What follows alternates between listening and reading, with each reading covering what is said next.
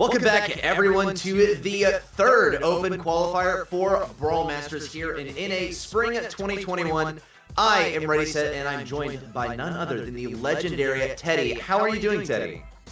I am doing great. We got some exciting matches ahead of us for our third and final regular qualifier of this season. I'm expecting some absolute heat here.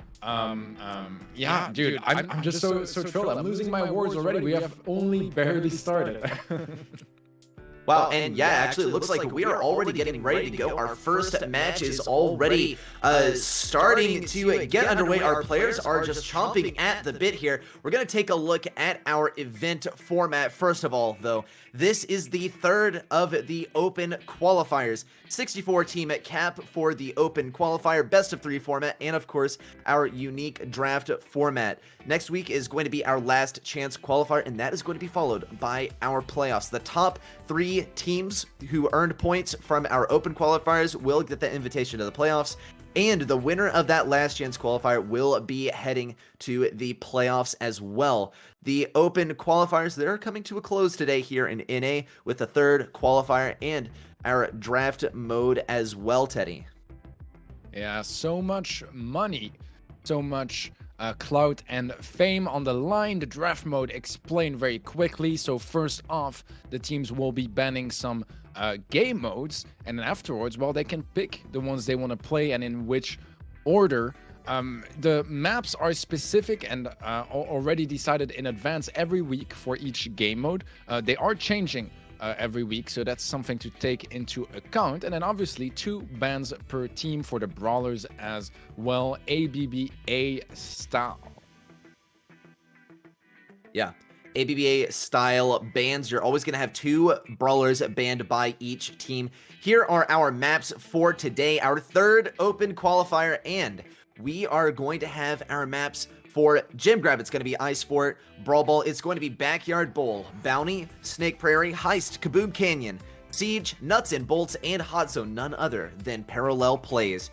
And exactly like Teddy said, it's a predetermined map pool every single week, and our teams have the capability to choose which maps they want to play in which order. But of course, it all starts off with getting those bans in. Our teams are going to get to ban some maps that they don't want to play, or rather some modes that they don't want to play. However, it happens, and of course, our prize pool as well, Teddy. Yeah, quite a bit of money on the line, guys. Third and fourth place in the qualifiers is $200 each. In second place, crank it up to 600, and in first place, it's 1,001 grand. The playoffs, you pretty much double that, except for fourth place, still 200. Third place will be 600. Second place, 1,200, and then if you win it all, it's $2,000 that you can secure for your team. That's quite a bit. Yeah, that is so awesome. And of course, only 4 spots to advance to the playoffs. So if you advance to the playoffs, it's a guaranteed $200. We are going to be taking at the leaderboard here in NA. Our top 3 teams are Tribe Gaming, IX Gaming, and Aqua. We saw some great games from these teams last week. Of course, don't forget our other teams who are up here: Stmn Esports, Destiny Esports, Ion Gaming, and IX Academy. They are all just behind that third place mark, more so Stmn than others. Another thing to note is that we do have Gallant Esports this time. Gallant, of course, my org, they used to be at Golden Bullet last week, so if you were looking out for Golden Bullet, keep your eye on Gallant Esports this week. Yeah, there's a bit of a drop-off in points after fourth place, but it's still technically possible for them to make it through, although it is going to be quite a tough journey ahead of us, specifically for those teams. If they do get first place and some in the top 4 drop out, maybe we can have some sort of a miracle run. Does not seem very likely, but just in that top 4, only 3 teams are going to make it through, so no matter what, there are going to be some surprises for sure. We are ready to kick things off with our first match of the day in the round of 16. That's going to be Destiny Esports versus Aeis Club. I always struggle to pronounce their team name, but I'm learning bit by bit, guys.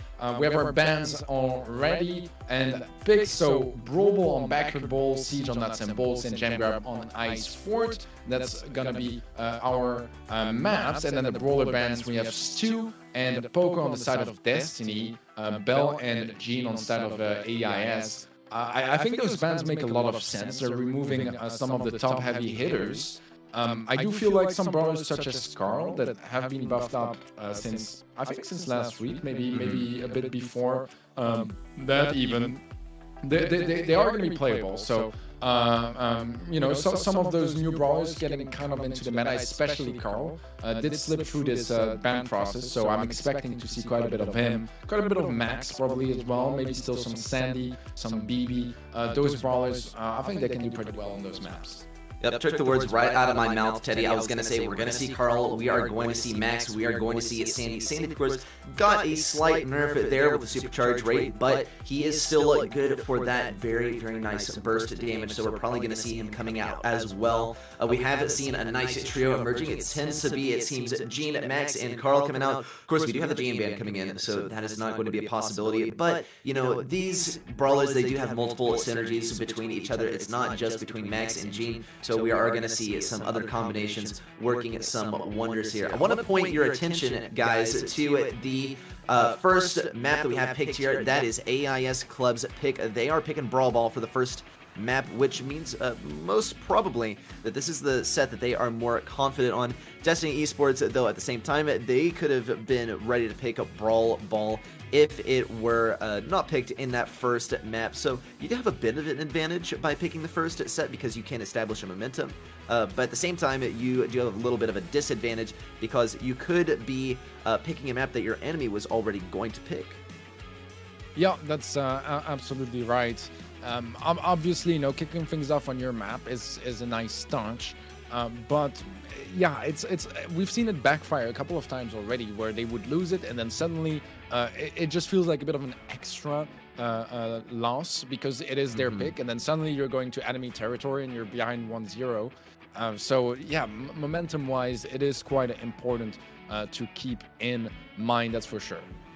Yeah, and we do have kind of a similar concept here with the ABBA style bans. Of course, we do have Destiny Esports going first with that Stu ban, and then Aeis Club to follow with 2 bans of their own, and then Destiny Esports getting the last laugh here with that Poco ban.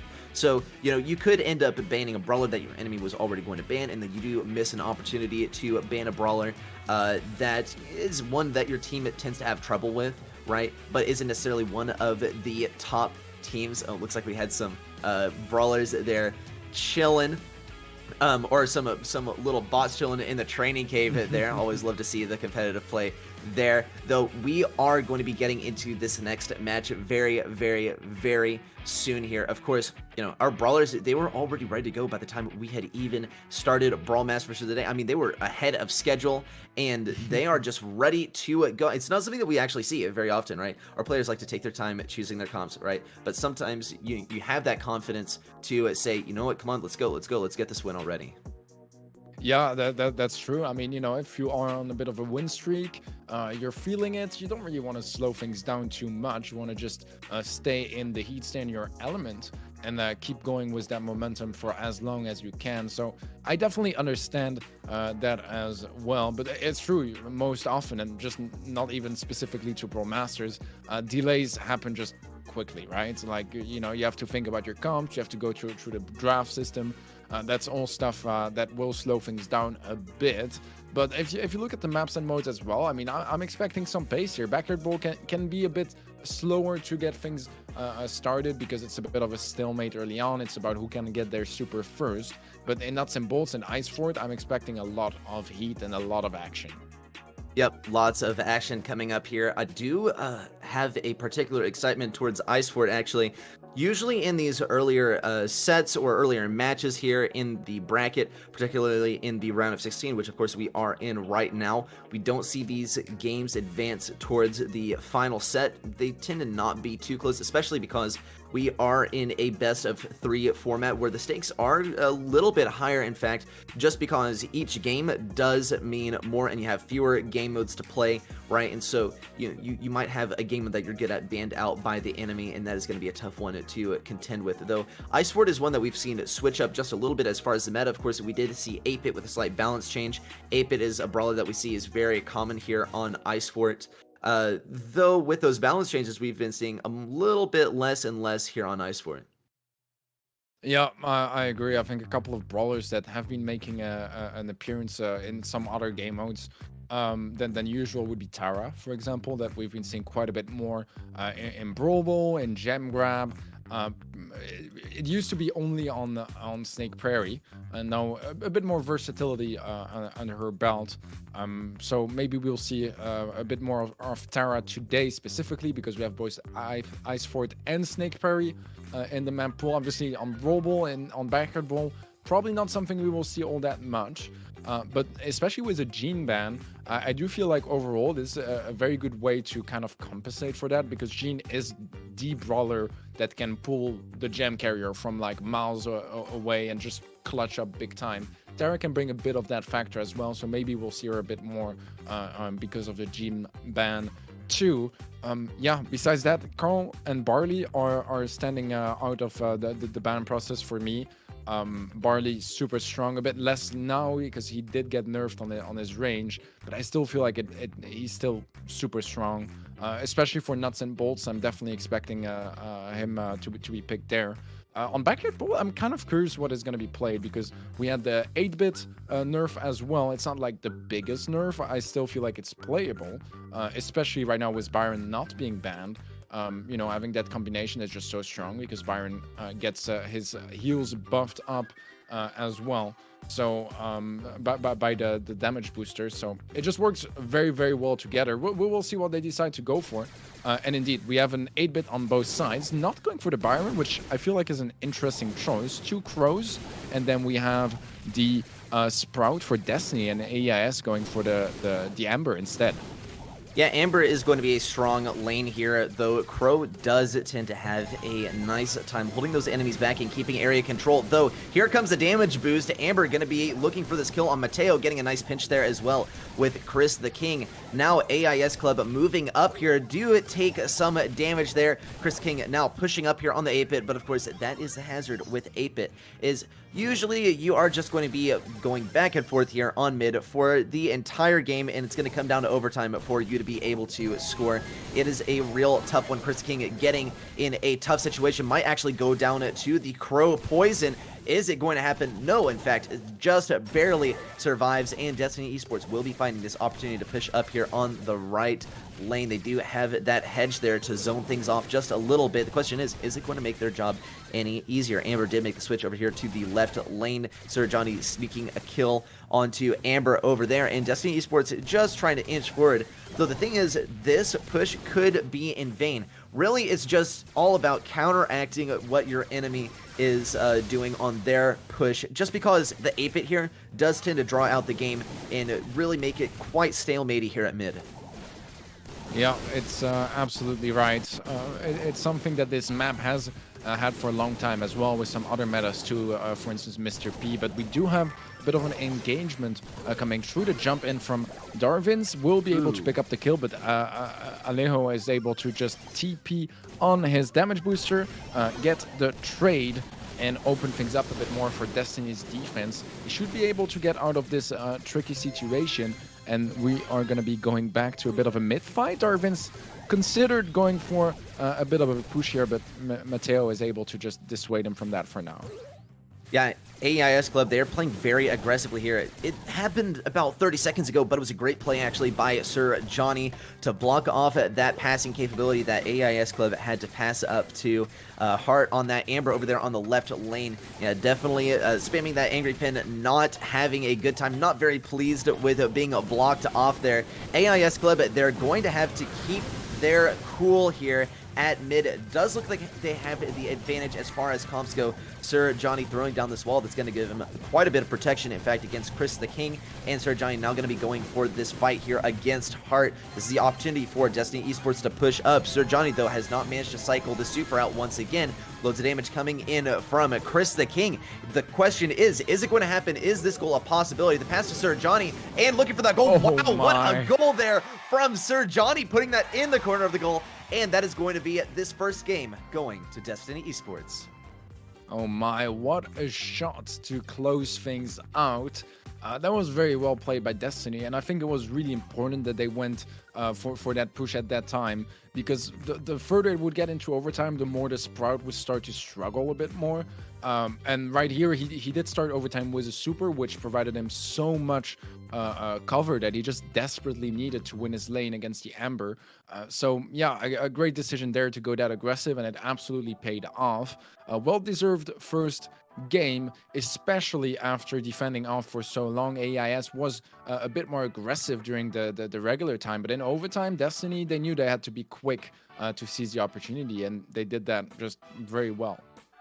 Yeah, that's the thing, is I think with the Sprout pick, they knew that they were going to be able to play defensively for most of that game, and then in overtime, once they were able to get that hedge down, they were going to be able to defend against some of the sharpshooters, right, and have Sprout really help them push up. That was great play by Sir Johnny, not only getting that shot at the end, not only throwing down a hedge in the mid-fight after all those walls were broken down in overtime to gain some advantage on the field, but also a great block as well on the left side, blocked off Hart on the Amber there to keep that ball from being passed over to Hart to get that shot in the goal. We have our next game coming up, game number 2 here in set number 1, Destiny Esports leading by 1 game, and we do have some similar comps coming out. Destiny Esports with the same comp, though Aeis Club switching Hart off of that Amber onto that Carl.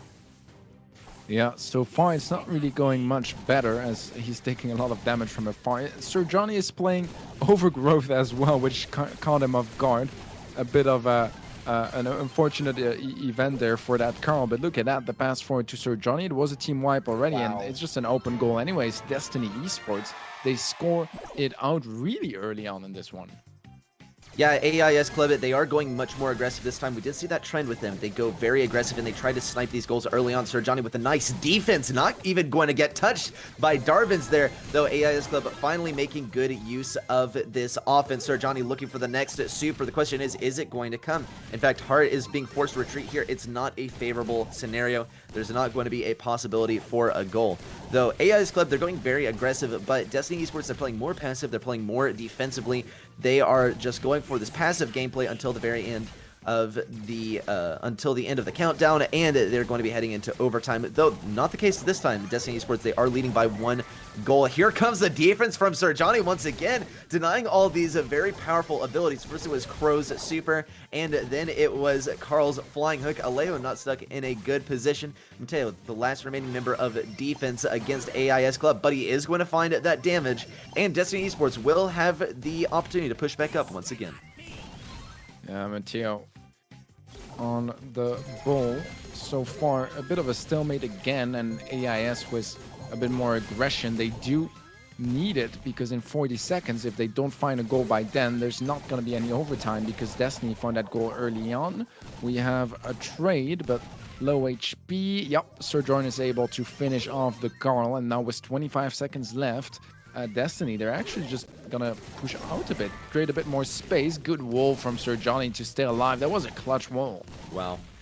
Yep, Sir Johnny, that is one trend that we have seen coming out from Destiny Esports. Sir Johnny in particular is the ability to get those clutch walls, those amazing defenses at just the right time. It just seems like he has the wall at the right time every single time. Destiny Esports going to be taking this game and taking set number 1 here in Brawl Ball with some great plays from all of the members of the team. But I gotta say, Sir Johnny, definitely a standout player there. Yeah, I think he absolutely did stand out in that first set. Whether it's the insane goal he had at the end of overtime in game 1, which clutched things up for his team and, you know, secured that game. And then in this game, some very good walls, some very good damage. And he also opened things up for that wall. He was able to get some nice snipes from afar with Sprout, go around the walls a bit more and really create that opening.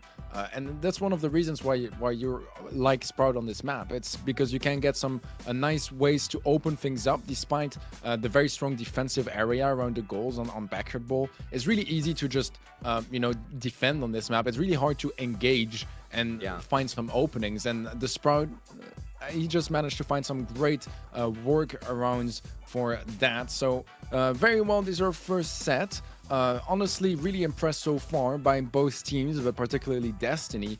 Siege is going to be up next. I believe it was Nuts and Bolts, if I remember correctly. So yeah, do you have any picks you expect to be very popular on this map today? I mean, of course, Max definitely one of the most powerful brawlers, just because she can be combined with other brawlers to create powerful synergies. I believe you were saying BB as well. We have seen Speed BB just a little bit. For some reason, it doesn't seem to work out as often as Shield BB, despite the nerf just a couple months ago that did kind of knock her down a couple rungs in the meta. But as far as, what we can expect to see, I would say that potentially Carl as well as a substitute for BB, just because of that flying hook. It's a great opportunity to snag the bolt. Of course, flying hook, right? It only really got changed because Carl did get some extra range.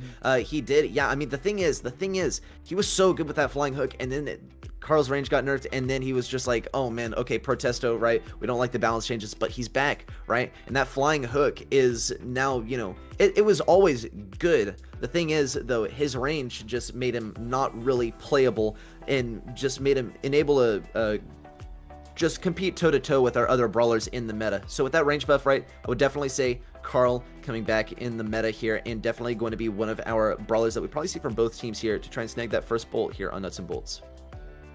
Yeah, I agree, and the thing is as well, I don't think they touched the range. I think it was just speed of his bullets of his hook, I guess. But it does mean that for his gadget, for example, he just it's basically a TP at this point. It's so fast. It's absolutely insane. And I really like how you pointed out, the flying hook is super strong for getting those bolts, but also is super. It can get you out of super sticky situations, get you very fast from one point to the other. And I think that's one of the great aspects of Carl, is the versatility he brings. And we have a Primo. Okay, so this is a very confusing sight here, though I would say it's pretty much the same coming from both teams. Some bizarre ones, actually. Sir Johnny, no surprise on that Sprout. Though Destiny Esports, they are bringing out the Primo this time. The question is, Alejo, what is he going for? He's actually going to be able to get a kill here on Chris the King. Someone's got to fill me in here on what exactly Primo is going to be doing here. Of course, he does have the suplex supplement. It's a powerful ability to deal with enemy tanks, and it's probably pretty much what Destiny Esports is looking to counter here. Alejo, though, is not going to be going for this bot here. Sir Johnny getting the nice cycle on the super out here to get the defense on the bot. Amazing defense. What on earth am I watching? Sir Johnny getting a 100% defense single-handedly, and Destiny Esports does seem to be keeping control of mid here. Alejo just popping off, getting a couple kills there with Primo, not able to take out BB, but still an amazing feat getting that double kill. And Destiny Esports, they do look like they will be getting the second bot. Yeah, a bit of a struggle for Sir Johnny to close out that kill on the BB, and ultimately not able to make it happen. I think that the Primo could be an anti-Frank measure on this map, because I do think that Frank is getting played more and more. I don't love Frank personally. I don't think it's that strong, but you do see it a bit more often nowadays, and it is a good way to counter it. Plus, against some other brawlers like Jackie, I think it can do pretty well. But it's still a bad brawler. Let's be completely honest here. But he's making it work, which is what ultimately matters, I guess. Massive kill there for Chris the King, though. 3 bolts dropping on the ground shots, and now looking for this escape. It's not going to come easy. Darvin's getting almost at that last shot with the super there. Alejo going down, and Destiny Esports just barely trailing here on the bolt count. Really, the win condition for Aeis Club is going to be whether they can get Chris King in here on the Daryl. He's already rolling and trying to get some damage, and we already do see the damage advantage for Aeis Club. Destiny Esports, they're forced to go on the defense here. We do see Darvins with this opportunity to get on the Ike, and that is going to be the win here. Going to Aeis Club after we saw some phenomenal play from Destiny Esports, it just wasn't enough to compete with the Daryl and the Barley right here at the end. Yeah, good stuff from Aeis. Honestly, I think both teams played this set out, this first game at least, out very, very well. Oh, yeah. I think the Primo was a bit of a bold pick. Yeah. I don't think it was as impactful as it should have been if it was some sort of a counter pick. Obviously, because I expect it to be against Frank, and there was no Frank, so so that kind of, like, you know, removes the purpose of it. But you know, they're set ahead. They can afford to go for something a bit crazier, try to catch their opponents off guard, because they have the room to work with anyways. So I think it's fine from Destiny. They can just, you know, adapt from here. Probably we won't see the Primo again in this next game, but yeah. Honestly, who knows? Yeah, you never know. I mean, I did not expect to see Primo coming out of the gates there, but we could see it again coming out once again. We do have at least one game remaining in this set. Aeis Club, they were looking pretty strong here on Siege. Destiny Esports, I gotta say, you know, they did really make a good use of the Primo there, and I would say it just seems like they were, you know, playing Siege really well there with a, you know, a bit of an underwhelming comp. I think we did see some really great mechanics coming out from Sir Johnny in particular, getting the 100% defense there with Sprout, though it just did not seem like Destiny was able to grab as many bolts there at mid, despite being present there and not having to go for the defense. So I think a bit of a comp change will be sort of, you know, required here in order for Destiny Esports to take this one back. Overall strong performance from both teams, though I do think Destiny Esports will be favored if they just bring out a better comp this time. Yeah, I think so too. I think that overall they had a pretty good comp. I like the Sprite a lot. It's so versatile on this map. It's good in defense. It's good in offense as well. Like, if you get a nice team wipe and you have a super, you can do the Yoshi wall strat. Yeah, and just get some free shots on the Ike. Maybe we'll see it, maybe not. But it just a pretty good, like, full package, and it's gonna be the Max instead of the Primo coming in. And now we have a Primo on Aeis. It seems like Destiny are setting up some trends here. Okay, someone tell me that the Primo is here for the BB counter, perhaps. That is probably my best bet at this point. It does seem to be working pretty well. Heart already securing a kill over here. Alejo just trying to get in here and get some damage, but once again, getting flung with that suplex supplement. The level 3 siege bot already coming in for Aeis Club. And just another thing to point out is that we are quite close to the mirror match here. The main difference maker is going to be the Sprout versus the Primo. Heart over here on the Primo looking for mid control. Sir Johnny, though, once again popping these walls off and getting the defense. Alejo similarly getting the defense with the knockback. Darvin's not going to be able to get this one easily, and he's not going to be using that Yoshi wall either. Sir Johnny looking for positioning here, getting blocked off by that hedge from Darvin's here. Alejo playing very cautiously versus Heart over here. Heart now going for the bolt and going to fling Alejo once again. This is such a strong counter. Someone correct me here, but Alejo is having such a tough time against Heart here, against the Primo. Darvin's looking for positioning again on mid. Destiny Esports finally going to pick up what looks like their first couple of bolts of the game, though they are going to have a better opportunity here for defense on the second buy. Yeah, and once again, we have the Sprout with those gadgets able to defend off so well. We have a bit of a bolt lead for Destiny, so it's not like a terrible situation, but they do need a proper retake here if they want to come back in this game. So far, it's a bit slow, and there are going to be some bolts flying the way of Aeis. Oh, that's going to be a trade in the mid. I don't think that's good enough. They need more here, Destiny. They need a kill on that BB that's been low HP for a while now. Wow. But Chris somehow still wins that fight. The siege bot is going the way of Aeis, which means that they pretty much win by default, right? Like, unless we have a perfect defense and a BB bubble. I just don't see how they can make this work at this point, Destiny. Yeah, it's going to be a tough one. Sir Johnny now looking for this defense. We do see Shots actually trying to get this next super off to boost himself in there, getting the damage on Darvin's. It is entirely possible. Are we going to be able to see anyone in there? Perhaps not possible. Shots getting taken down. And Destiny Esports versus Aeis Club. This set is coming to a close in favor of Aeis Club with, first off, a good performance in Siege against a bit of an underwhelming comp, but then they bring out the Primo and they really show, okay, this is how Primo works, right? Primo is here for the Frank counter, right? But he's also here for the BB counter for whatever reason, right? It does seem like Primo is able to get that suplex supplement and deal with that first 1v1 interaction with BB, and then he's able to farm up that super and be ready for the next one, right? You're able to dodge BB's shot if you just kind of get in her range and start attacking her before she's able to knock you away. Of course, she does have to wind up that attack, and that is one of her main, I guess, weaknesses that is built into her kit, but it does seem to be something that Primo can account for here. I think it's a very specific pick, and these players just must really have something against BB. But regardless, that is going to take us into set number 3, which I said that I wasn't expecting here, but it's always a pleasant surprise. We're going to be heading into Ice Fort for set number 3. Yeah, another map actually that is playable today, but that is not in the competitive map pool anymore. It was until the map pool just got changed a couple of days ago. So one of the last times we will be casting some competitive Ice Fort for a while. So I'm excited about that for sure. I think a couple of brawlers that stand out here, if I recall the bans correctly.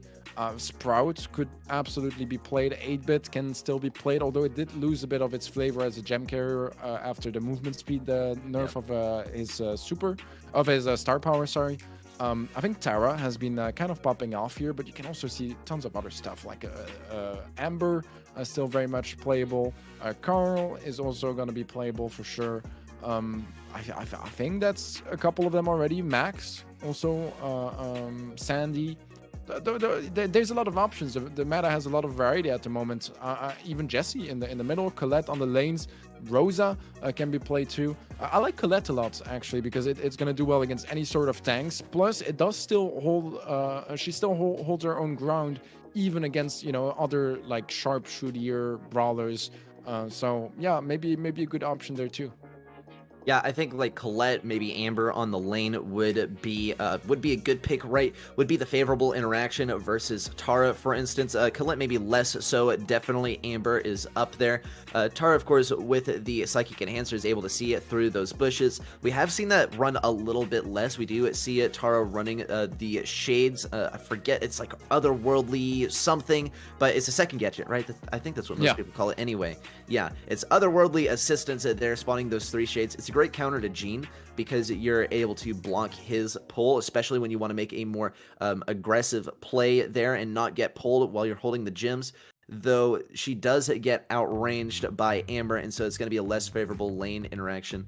We do have a little bit of news coming in, and Destiny is going to be subbing in a player, so we're going to see a bit of a quick change there from Destiny. They're subbing in perhaps Mateo here. Shots now switching onto this Max and Mateo here on the Sandy on the right lane. Alejo switching out for Mateo here is going to be the sub interaction here for Destiny Esports. And taking a look at the comps though, Shots here on the Max and Sandy, just always such a good duo because once you give Sandy even more speed than he already has, he just becomes absolutely unstoppable. It's a guaranteed amount of burst damage. Mateo already showing that is true. Just with Sandy's base kit on the right lane, snagging some kills, Shots finishing off the job, and Destiny Esports taking this early game control. Yeah, I like the aggressive supers as well from Mateo, getting those Sandstorm literally in enemy spawn and making sure that they constantly hide their own positioning and deal some damage as well, so that they can't really heal up or reset properly unless they fall back like very far away. That's just so much control and such a strong position. And look at that countdown gonna be starting. I think that Shots might be sticking around the middle a bit longer to get the 10th gem if possible, so that Mateo can just risk his life and not have to care about going down. And this is looking good for Destiny. I don't see what Aeis can do at this point. They're just too far away from Shots and that is going to be Destiny Esports with their first match point coming up. Yep, looking good for Destiny Esports, of course, bringing us to match point. I gotta say, that was interesting, right? Seeing Shots just like kind of dancing with that last gem. Did not want to get taken down. It didn't want any sort of Deus Ex Machina nonsense coming in and just saving the day for Aeis Club, taking them to match point rather than Destiny Esports. Good play there from Destiny Esports. It does look like they had a bit of a comp advantage there, as far as I said, that that interaction with Amber is just so powerful. Amber, of course, her super allows you to destroy the bushes, and you know, it just gives you so much control on the left lane when you're able to destroy those bushes that give your enemies access from their spawn all the way to your side with the bushes, or perhaps to flank on the side lane. So if Aeis Club wants to take this one back, we have to see a comp change and perhaps some sort of prediction as to what Destiny Esports is going to be running this time. They did pull it off in our last set there on Nuts and Bolts, where they pulled out the Primo, which is a very specific pick, and it dealt so well with the BB. So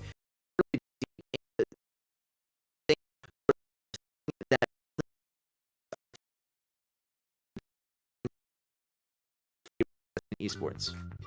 No, it's very much possible, to be honest. I feel like, you know, especially when it comes down to the final set, it's just the best of three, so it can go very quickly, and it can definitely try to bring something a bit more surprising, because if it works, then you're already one step into the next match, and you are putting your team in a very favorable position. Now, do you want to take too many risks either? Probably not, because if it backfires, it just backfires that much extra. But yeah, I'm not sure. I feel like the comps were pretty decent on both sides. I don't really see, you know, any red flags in the comp from Aeis, something they were doing like extremely wrong or whatever not. There are still some other brawlers that they could just bring in instead and try to switch things up a bit, but I'm not expecting anything like too drastic either, although it could be possible. I don't know. Yep, and we are going to be getting into what could be our final game here. Destiny Esports leading by 1 game here in the, well, match point. Mateo here, still on that Sandy. Shots already equipped with the super, ready for this interaction on the right lane. Aeis Club switching onto their own Sandy and Max situation, though it does not seem to be paying off in the same fashion. You do see Hart switching onto the Sprout here. The speed does not seem to be working to his advantage, though, getting bullied quite hard there by Sir Johnny, who is going to be taken out by Darvins. The super coming down, and the Rude Sands coming out from Aeis Club, though Destiny Esports still leading with 5 gems, soon to become 6, as they keep control of mid and look to lock down these lanes. Most notably, Mateo over here on the right lane, winning this interaction versus Darvins and throwing down some Rude Sands of his own to some mid control here for Destiny Esports. Yeah, nice gadget from Mateo, just barely survives it off. It just kicks in time, and that means that he's able to win that interaction quite easily. That is going to be Destiny Esports with the countdown. It seems like Hart is having some trouble on the Sprout, not really moving anymore, and that's not going to be helping Aeis' case, because if they don't find a kill onto Shots or Mateo, it's going to be game and set, as well as match going the way of Destiny, and that's exactly what's going to be happening. Destiny take down Aeis here in a round of 16 and secure their spot in the round of 8. Yeah, and in the past, we have seen Aeis Club move into the round of 8, of course, the quarterfinals, but this time it's going to be Destiny Esports. If you're a Destiny fan, you absolutely love to see it. It's also interesting to see just how these sets played out. Destiny Esports winning the set that they did not choose, Aeis Club winning the set that they did not choose, and then, of course, our final set going the way of Destiny Esports, all 2-0 victories for the teams who won those sets. It's always interesting to break that down analytically. Later on, of course, we're going to be moving right along into our next match as well. I think we are going to get the chance to look at our bracket as well, just because we are moving through these earlier stages of the tournament. We just got through with the round of 16. I believe we have all these matches running concurrently. No bracket, in fact. We're going to be moving into our next match. In fact, question is, who is it going to be? I know we have our eyes on some just specific teams here, I believe, especially our top teams in the bracket or on the leaderboard so far. Yeah, I think that, you know, obviously everyone has a great incentive to be playing today because of just the prize pool that is in for the day. It's still quite significant. But also, you know, the top four, they do stand a really good chance at going to the playoffs. Well, 3 out of the 4 top teams most likely will end up going to the playoffs in the leaderboard we saw earlier. So there's still a bit of competition over there. It could still get switched around a little bit, but for the playoffs, that's most likely the teams we're looking at least out of the regular qualifiers. The last chance qualifiers next week are gonna turn that around a bit more as well. But yeah, we'll get to that in time. There's still a couple of teams that are really fighting for those points, but the rest, I mean, it's mainly going to be about prize pool, and also, you know, just the clout of having a really good performance is definitely much appreciated for a lot of people. Yeah, that's the thing, is among our top teams who are leading on the leaderboard currently, it's more than just seeding that they're competing for when it comes to the playoffs. They are competing for that sweet $1,000 prize for first place. On our bracket, right, our bracket, our leaderboard, we did see Stmn in 4th place. Take a look at our bracket, though, powered by G Fuel, our 3rd open qualifier here in NA, and we already do see it. Destiny Esports advancing to the quarterfinals. Our first team advancing to the quarterfinals, though. Take a look at some of our other teams that we have in the round of 16 as well. Perhaps some familiar faces. Definitely going to be keeping our eye on Aeis Gaming, Aqua. We do have Ion over here as well. Aeis Academy on the left side, Stmn, and of course Tribe Gaming on the left side. And this is interesting. It looks like whoever got faced up against Tribe Gaming in the round of 16 is not too pleased about it.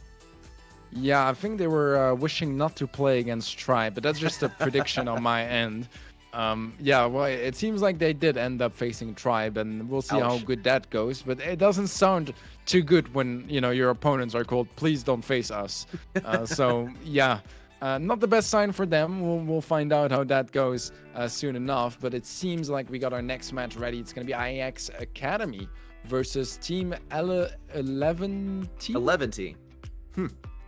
11D. Okay, so Team 11A, we have not heard of them before, though that is the beauty of the open qualifiers, is that anyone can sign up for the open qualifiers, and the best players or the best teams are going to be making it into the later stages of the tournament. Aeis Academy, though, I think we are a little bit more familiar with them. We've seen them competing in other tournaments and leagues in NA. Of course, it's the academy team for IX. They're sort of they're sort of like the other team from IX Gaming. So we are familiar with some of these players from IX Academy. Of course, we're looking at, for instance, Lukey Bear is one of the players on that team. We also have Betiches and some other newer additions. Team 11E, we are going to be getting familiar with these players, though. Of course, we got familiar with Sir Johnny on those amazing Sprout plays in our last match, and I cannot wait to see what players these teams have in store for us. We already have the mode and map bans coming in, Teddy. Yup, we can see the 2 bans for AX were Bounty and Siege. Gem Grab ban from Team 11T, so that means that they also have the first pick. That is going to be Hot Zone on Parallel Plays. Pick from IX is Backward Bolt on Brawl Ball, and then Heist will be the decider on Kaboom Canyon. Our brawler bans, Stu and Crow on the side of IX Academy, and then we have the Sprout and Bell bans for Team 11D. So I think the Crow ban is probably the most interesting for me, but I feel like I remember IX Academy and maybe even IX, like the main team, having a bit of a trend going for that Crow ban. Yeah, for whatever reason, right? Crow, it seems like IX loves to ban this one a bunch. IX Gaming, especially the main team, right? Crow banned every single time, even when we were kind of suspicious about Crow as he's just starting to creep into the meta. Did tend to be a bit of a visionary moment there, because Crow did manage to make his way into the meta in a major way. Especially for large area control as well as the healing denial. Though the one that I want to talk about is really the bans that we don't see on the board here. We don't see the Gene, Max, or Sandy ban, which means that we could see this golden trio emerging here. We did see a nerf to Sandy, of course, in the last patch, so perhaps not him. The Gene and the Max and the Carl could be coming out here, but Parallel Plays is a unique map in and of its own. IX Academy, here. Frixie bringing out the true Silver Mort and going aggressive, and it is not necessarily seeming to capture much of this point over here on the right side, though it is managing to create a large distraction and secure this early game capture for Aeis Academy here on the left hot zone. Yeah, Aeis so far was a bit of an early lead, but nothing too significant. They are trying to invade enemy territory, so is Abimelech, and he's been doing a pretty decent job so far, but the pull there from Charles is gonna put an end to those shenanigans, and now Aeis Academy are pushing up. They want to keep the pressure up. They can afford to fully focus on pushing because they still have the lead, so as long as they manage to keep the zone, they don't need to care about defending right now. Oh yeah, Aeis Academy now starting to take a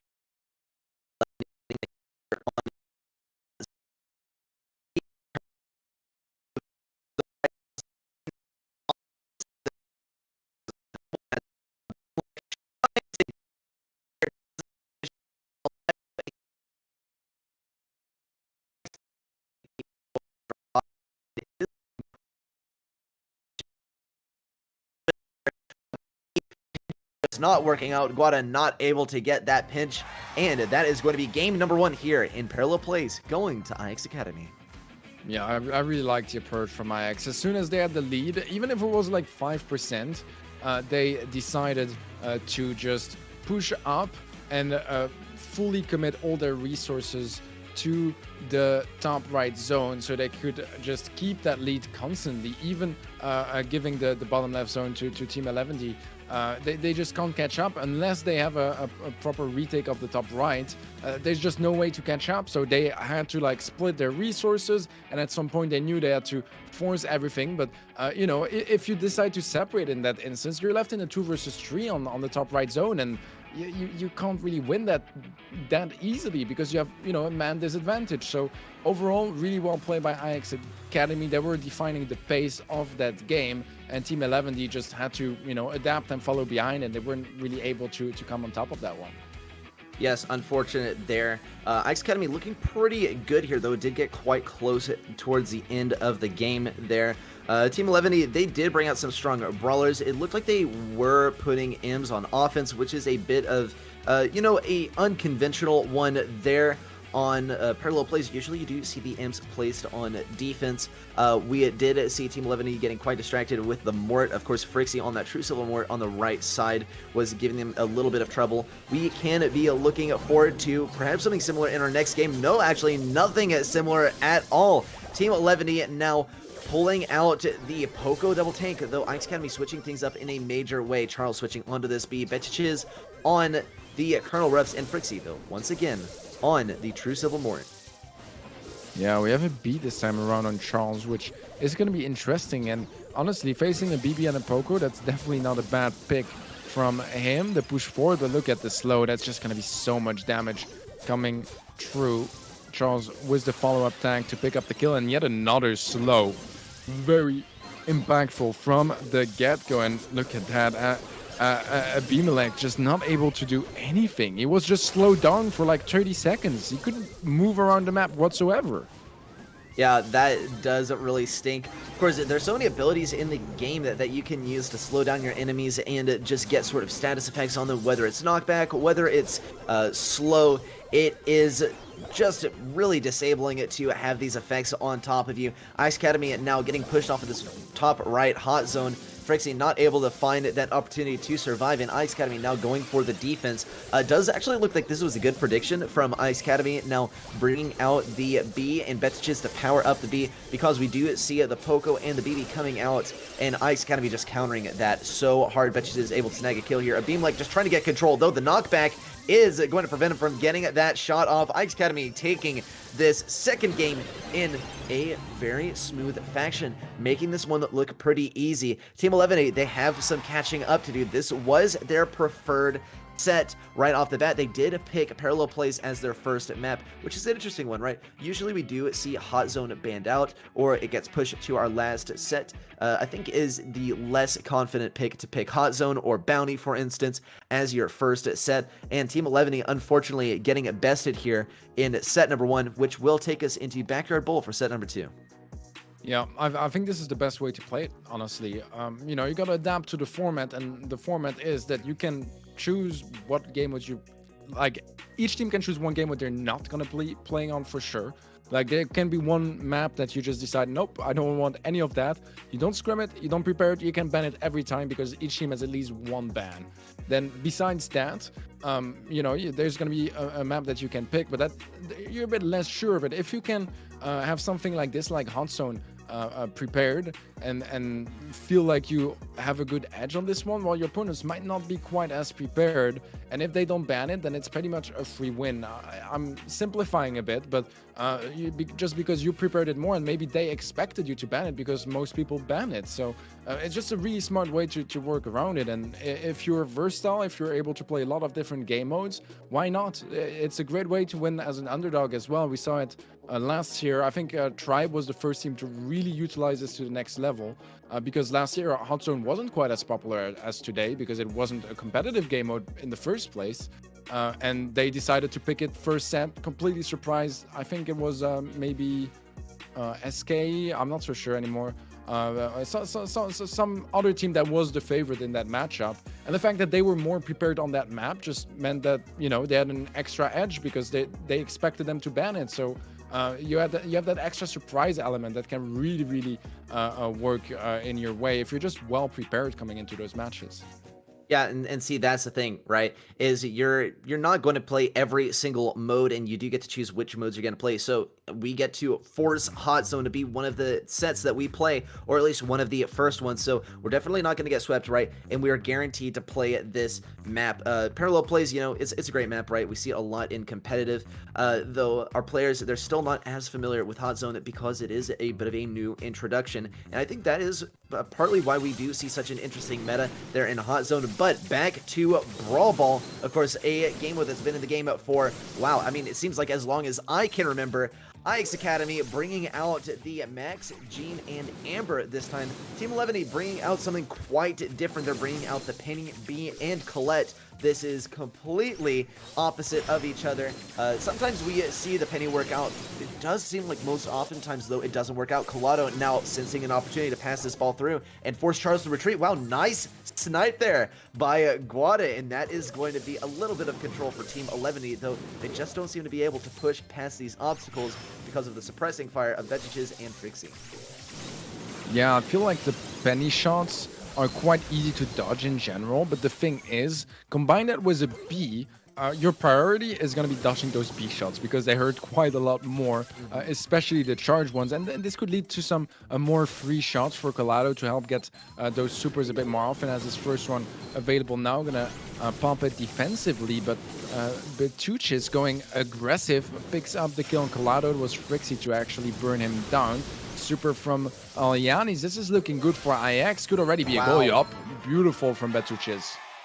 Wow, just very well played. It does go to show, of course, the power of Max and the ability to move up your defense or just your backline really very quickly. It's why she is kind of irritating to deal with, because it's like she's not that good on her own, but with that super, right, she does power up her teammates so much and power up herself as well. You're able to move up your teammates and set up the backline that your teammate, or that your enemy has to back away from, otherwise they are going to go down. Aeis Academy, though, they are equipped with some important supers here. Frixie ready with the Fire Fuel, and Charles also ready with the pull here. Team 11, though, only one super to their name. It is the turret that's set up already. Colado, though, does have another super ready to go whenever he pleases. Setting up that turret aggressively on the left side, and this is going to be Team 11 now looking actually to get this control over here. The pull from Charles, and what a counter. Sometimes you would say this is a waste, but I think this is worthy in this situation.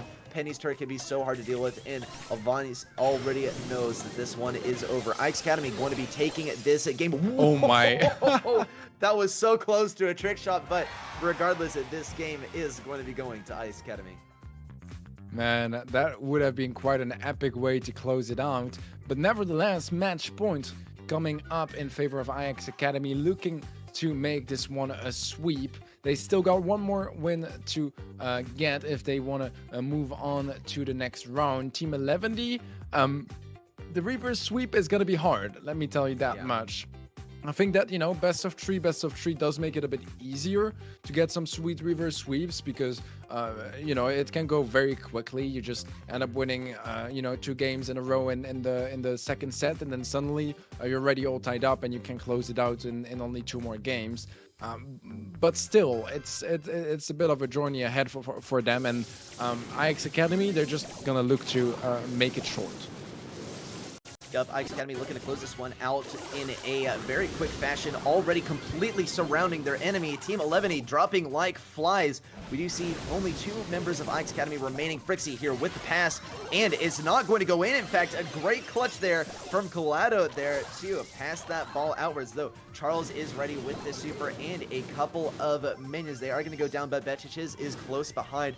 Charles equipped with this super in one of the most powerful supers in the game.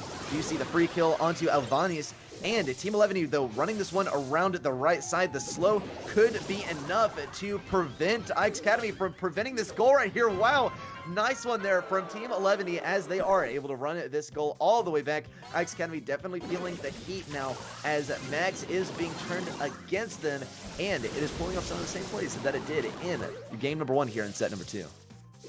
Yeah, so far, so good. Oh, the shot does get caught by Team 11. They're able to get a successful defense with only Charles left alive. It's not going to be an easy task for him.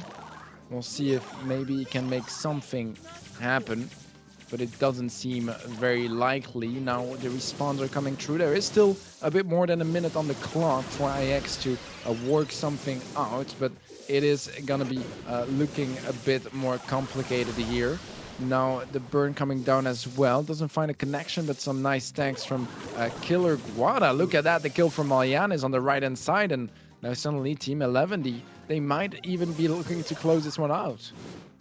Yeah, Team 11 looking good here. They are going to be keeping this defense here at mid, though Aeis Academy, they are not quite slowing down. Really, their main enemy here is going to be Guada on this B on the right side. Betch just trying to push into the left side, though it's just suboptimal fighting that 1v2 as BB, and against 2 brawlers that do outrange you. Aeis Academy having significant trouble pushing up here. Brixton just needs to get in position, though. Here comes the pull. Alvanius getting out of, or Alianis getting out of here. Colado just trying to retreat. Charles looking to get this ball up. Brixie gonna catch the pass, but not able to put that one in the goal. It came so close there, but Team 11 is going to be taking game number 2, bringing us to, once again, match point, though Team 11 could take this set and send us into set number 3. Yep, looking pretty good there for Aeis Academy and Team 11. Aeis Academy, they are very, very close to being able to take this set. Team 11 just 1 game away, though, from claiming the set for themselves. Our 3rd set is on Heist, so this is going to be an interesting one to see if they can run it back. Aeis Academy, though, I mean, it just seems like they had this one in the bag. Teddy agreed with me here. I think, you know, Aeis Academy does seem, at least mechanics-wise, that they were favored here. It is a little bit unfortunate that we did see it. Team 11 with the counter. Oh, I think Teddy is coming back. Hello, Teddy. How are you? Hi. Hi. Hello. He's back from the dead. Good to have you back, Teddy.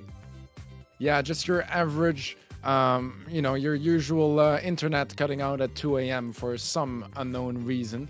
But we're back. I did miss pretty much the entire last minute of that game. It seems like it went the way of Team 11, but I don't really know what else happened. Yeah, it went to Team 11. It was a close one, in fact. We are going to be getting into game number 3 here. Tied up here in set number 2 between Aeis Academy and Team 11. The question is, what sort of comp changes are we seeing here? It looks like a complete mirror match between these 2 teams. Last game, it did seem like Team 11 came out with the counter comp, and that is what put Aeis Academy in the grave, at least for 1 game there. Team 11 setting up some massive fire fuel on the left side. Frixie just trying to get control here, but it does seem like the control is in fact going the way of Team 11. Yeah, nice slow on 2 Petouches. That's going to be the kill from Colado. Some good pressure from Team 11. This could be a good chance for them to get an early goal. They have the positioning for it. The question is, can they actually keep going like that. So far, it has been slowing down a bit. All full HP on the side of IX. Nice kill from Frixie to open things up. Batucci is gonna pump his super as well and get that extra movement speed and try to get the ball a bit further away, create some more space for his team to take back some middle control. Yeah, but looking good from both teams, actually, though it is quite stalemated. Here comes the speed, though, from Aeis Academy. An explosive offense. Vetic is going to look to get this kill, though Alian is now going down. Frixie going down as well. Vetic and Charles trying to keep the control up here, though. Here comes the speed out once again. Vetic is taking some major damage, having to pop his own speed just to keep himself alive. The Protesto coming out from Colado, and Team 11 taking control of mid, as we do see Colado ready with that next super going on to B. We do see Guada now looking for this next kill, actually looking to peek around the sides here and going down to Frixie. Frixie just completely gunning him down. Spray and spray is the strategy here, of course, with Amber. Frixie now pushing up on the left side. Colado at risk of going down. Frixie trying to get this kill, and we do see Betches finishing this one off. No goal there, though, from Betches. The honeypot there from Charles, and is this going to be a goal is the question. Charles looking to avoid as much damage as possible. Colado able to defend for a little bit, but Charles is going to be able to take this first goal, and only 15 seconds remain for Team 11 to take this one back. Yeah, Team 11, they need to be quick or it's going to be the end of their journey for this qualifier. 7 seconds left. It doesn't seem possible anymore. And Aeis Academy close this one out 2-0 in sets. Even the second goal to come true. IX are going to the round of 8, knocking out Team 11. Well, very nice there from Aeis Academy, right? We have seen consistently good play from them. Team 11, right? They did bring out that single win there in Brawl Ball. They were able to run that goal all the way back and keep their own with the defense for the remainder of the map. So it was good play from both sides. Aeis Academy, though, definitely the clear winner in this case. We are going to be heading into our next match after this one. But firstly, let's take a look at the bracket here, brought to you by G Fuel. It's our third open qualifier, and we have most of our quarterfinalists already. Tribe Gaming versus Destiny Esports coming up in the quarterfinals.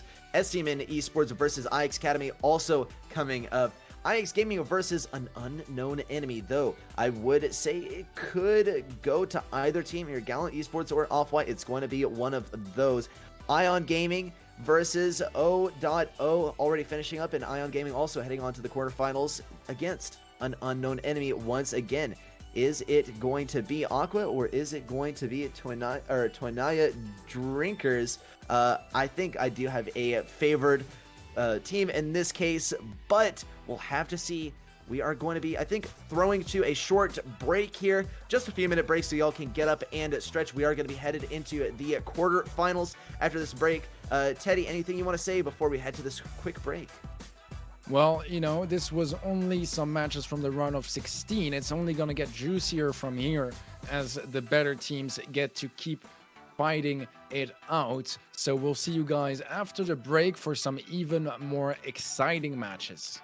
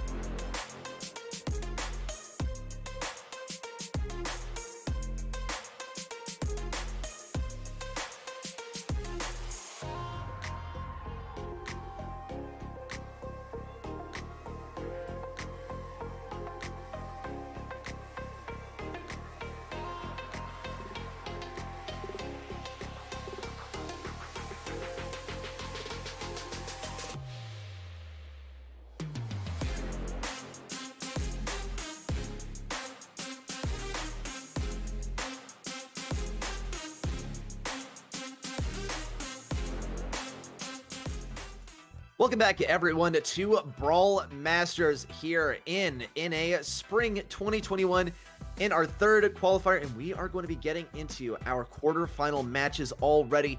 And this is a great one that we got coming up here in the quarterfinals. I think maybe one of the ones that we're most excited for, Aeis Academy versus Stmn Esports.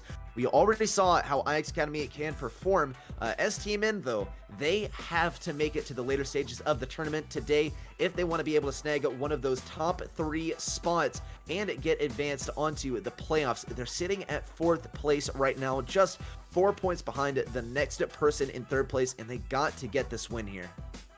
Yeah, they absolutely have to. They're tied up with Aqua in 3rd place right now.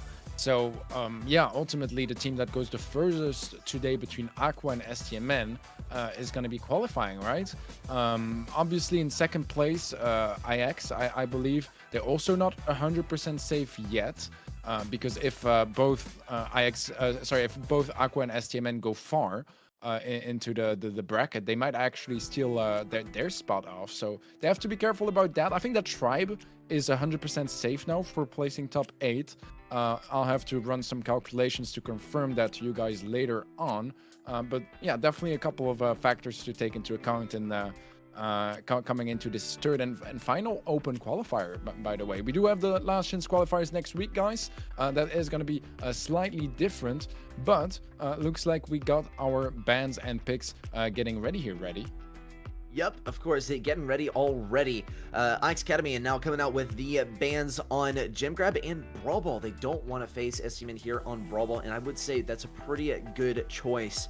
We also have the ban coming in from Stmn. They are not having any of this heist business. Our first map choice here from Stmn is going to be Parallel Plays. Aeis Academy with the choice of Snake Prairie, definitely a smart choice there. And finally, we are going to have Siege. I think Aeis Academy, right, they are facing a very strong team here. It's smart of them to choose Snake Prairie here just because, you know, you do get favored a little bit by the shenanigans here, and you can topple some teams who are, you know, very, very calculated and can sometimes not see that coming. Though I do think Aeis Academy, they're going to have to take down Stmn here before we get into Siege, just because Stmn is a team that is very strong on Siege. Yeah, I completely agree, and I love your point about Snake Prairie. It is one of the maps that is a bit more chaotic and a very different playstyle than most other maps, so it's a great way to bring in that just extra element of surprise as an underdog and try to steal that set off from your opponents. We have our bans fully ready as well. That's going to be Bell and Sprout for the sides of Stmn, and then Aeis Academy going for the Bow and Stu ban. That's very interesting. I think that kind of explains. Wait, actually, did Stmn pick Snake Prairie then? I'm confused. Yeah, that is my bad. Yeah, Stmn picking Snake Prairie here got a little bit mixed up. I think Okay, looks like we had the team names mixed up there at the top. Stmn coming out with the Brawl Ball and Gem Grab bans. Aeis Academy coming out with the Heist ban and the pick on Parallel Place for the first map. I would say, you know, it's kind of the same logic applies here, though, is that Parallel Plays, right, is, you know, just being Hot Zone and being a newer one. I would say Aeis Academy, they do have a bit of an advantage, right, because they can, you know, have been preparing this as long as Stmn has. Stmn, they've been together as a roster for a while. Aeis Academy, you know, can get a level playing field here on Parallel Plays. We're already getting into our first game. Aeis Academy here bringing out the Crow, the Gene, and the Max, a strong team here. Stmn, though, bringing out the Gene, Max, and the Amber. Yeah, I'm very curious why we are not seeing a Ruffs. On the Parallel Plays, it's from far the most popular brawler right now for EU.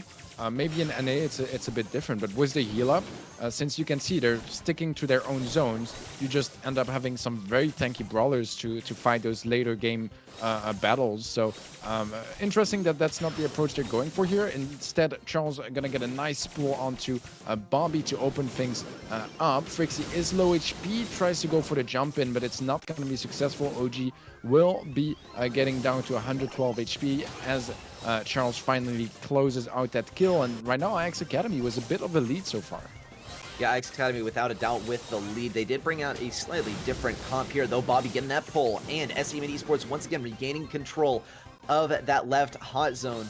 Aeis Academy now having to defend this right hot zone. The question is it going to work out? Zar going for the aggressive capture over here, and Aeis Academy advancing towards the left side. It is a base race 100%. Bobby getting pulled and stunned. Bobby with the heal onto himself, though not able to keep him alive, or keep himself alive for too long.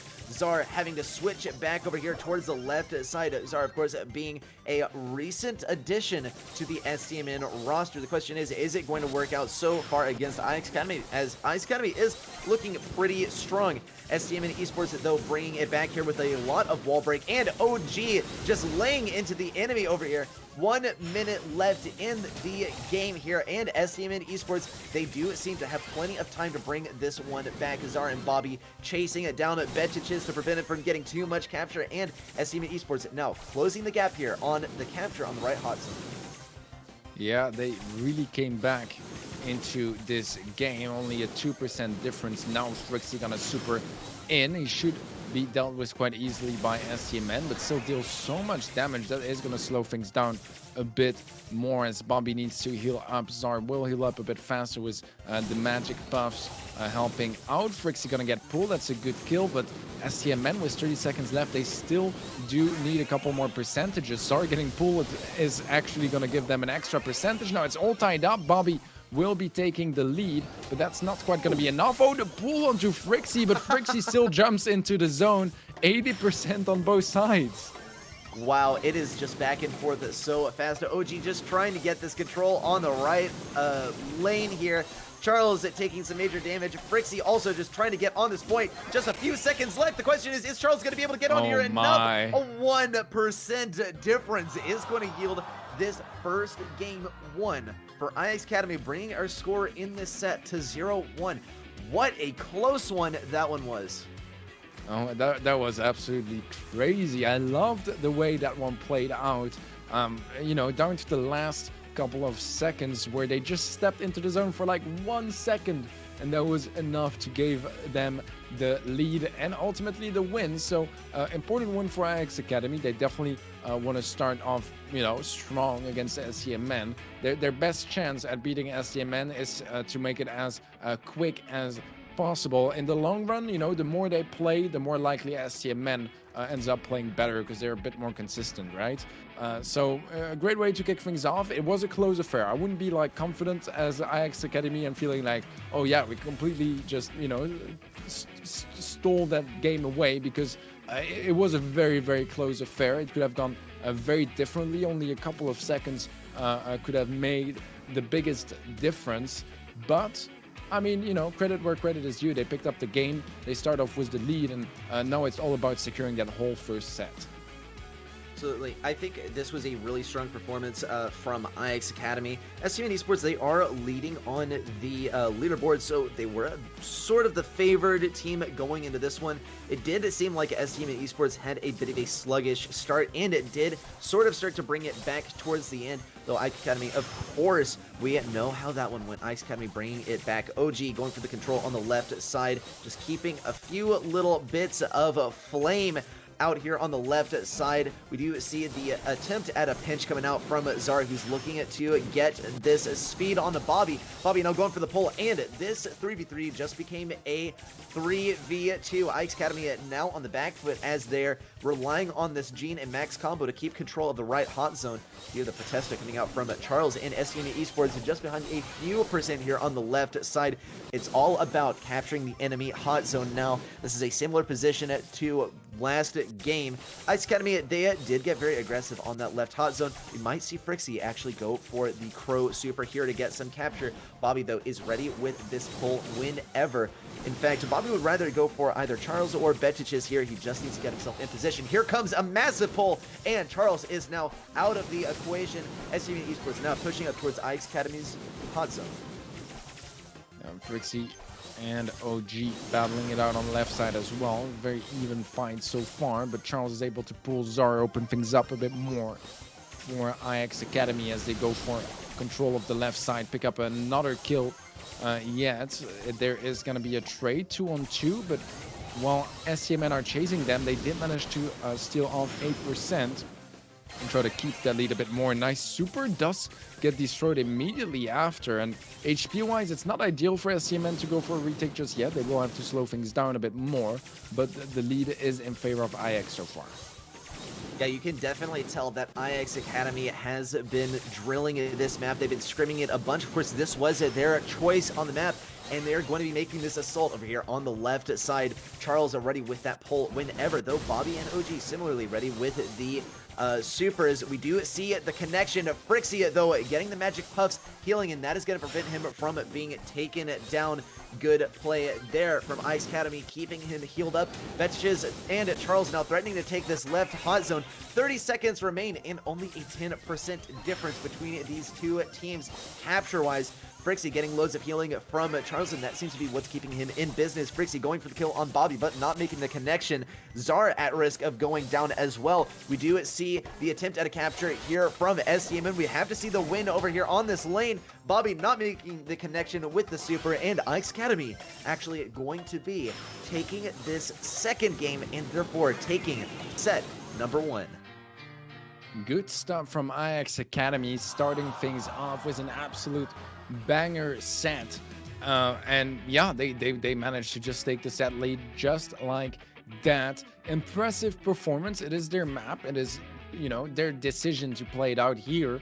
And it definitely seemed like the right choice so far. Snake Prairie up next. That is going to be a very scary one as well, particularly because, you know, there's no bow. It's been banned by Aeis. Yeah, I mean, they, I think they did see that Stmn chose Snake Prairie here, and Aeis Academy is like, hey, man, okay, look, we're not going to let you be ready for this one. It seems like Stmn, they were already not ready entirely for parallel plays, right? They expected something more of their caliber here on the Brawl Ball, right? But we do see the Brawl Ball getting banned out, in fact, by Stmn. So Aeis Academy, right, looking to kind of shake things up here with the bow ban and get rid of what we're more comfortable with. In fact, Bo is not going to be able to get those mines down and not going to be able to throw the super totem down to charge up any supers. So no free supers there for Tara, for instance. So it might be a game of just Rosa here, actually. And the thing is, though, something that we've seen work in other tournaments where we do see the tank play here on Snake Prairie is that Shelly coming out. And Shelly, with some minor balance changes, you know, could be making her debut depending on the confidence level of either team here. Yeah, that is a very good point. Something as well that I've seen in EU when there is a Ruffs ban, not a Ruff, sorry, a Rosa, a bow ban, and that you don't have that totem available as well, is that you see some Ruffs and Rosa being played out as well.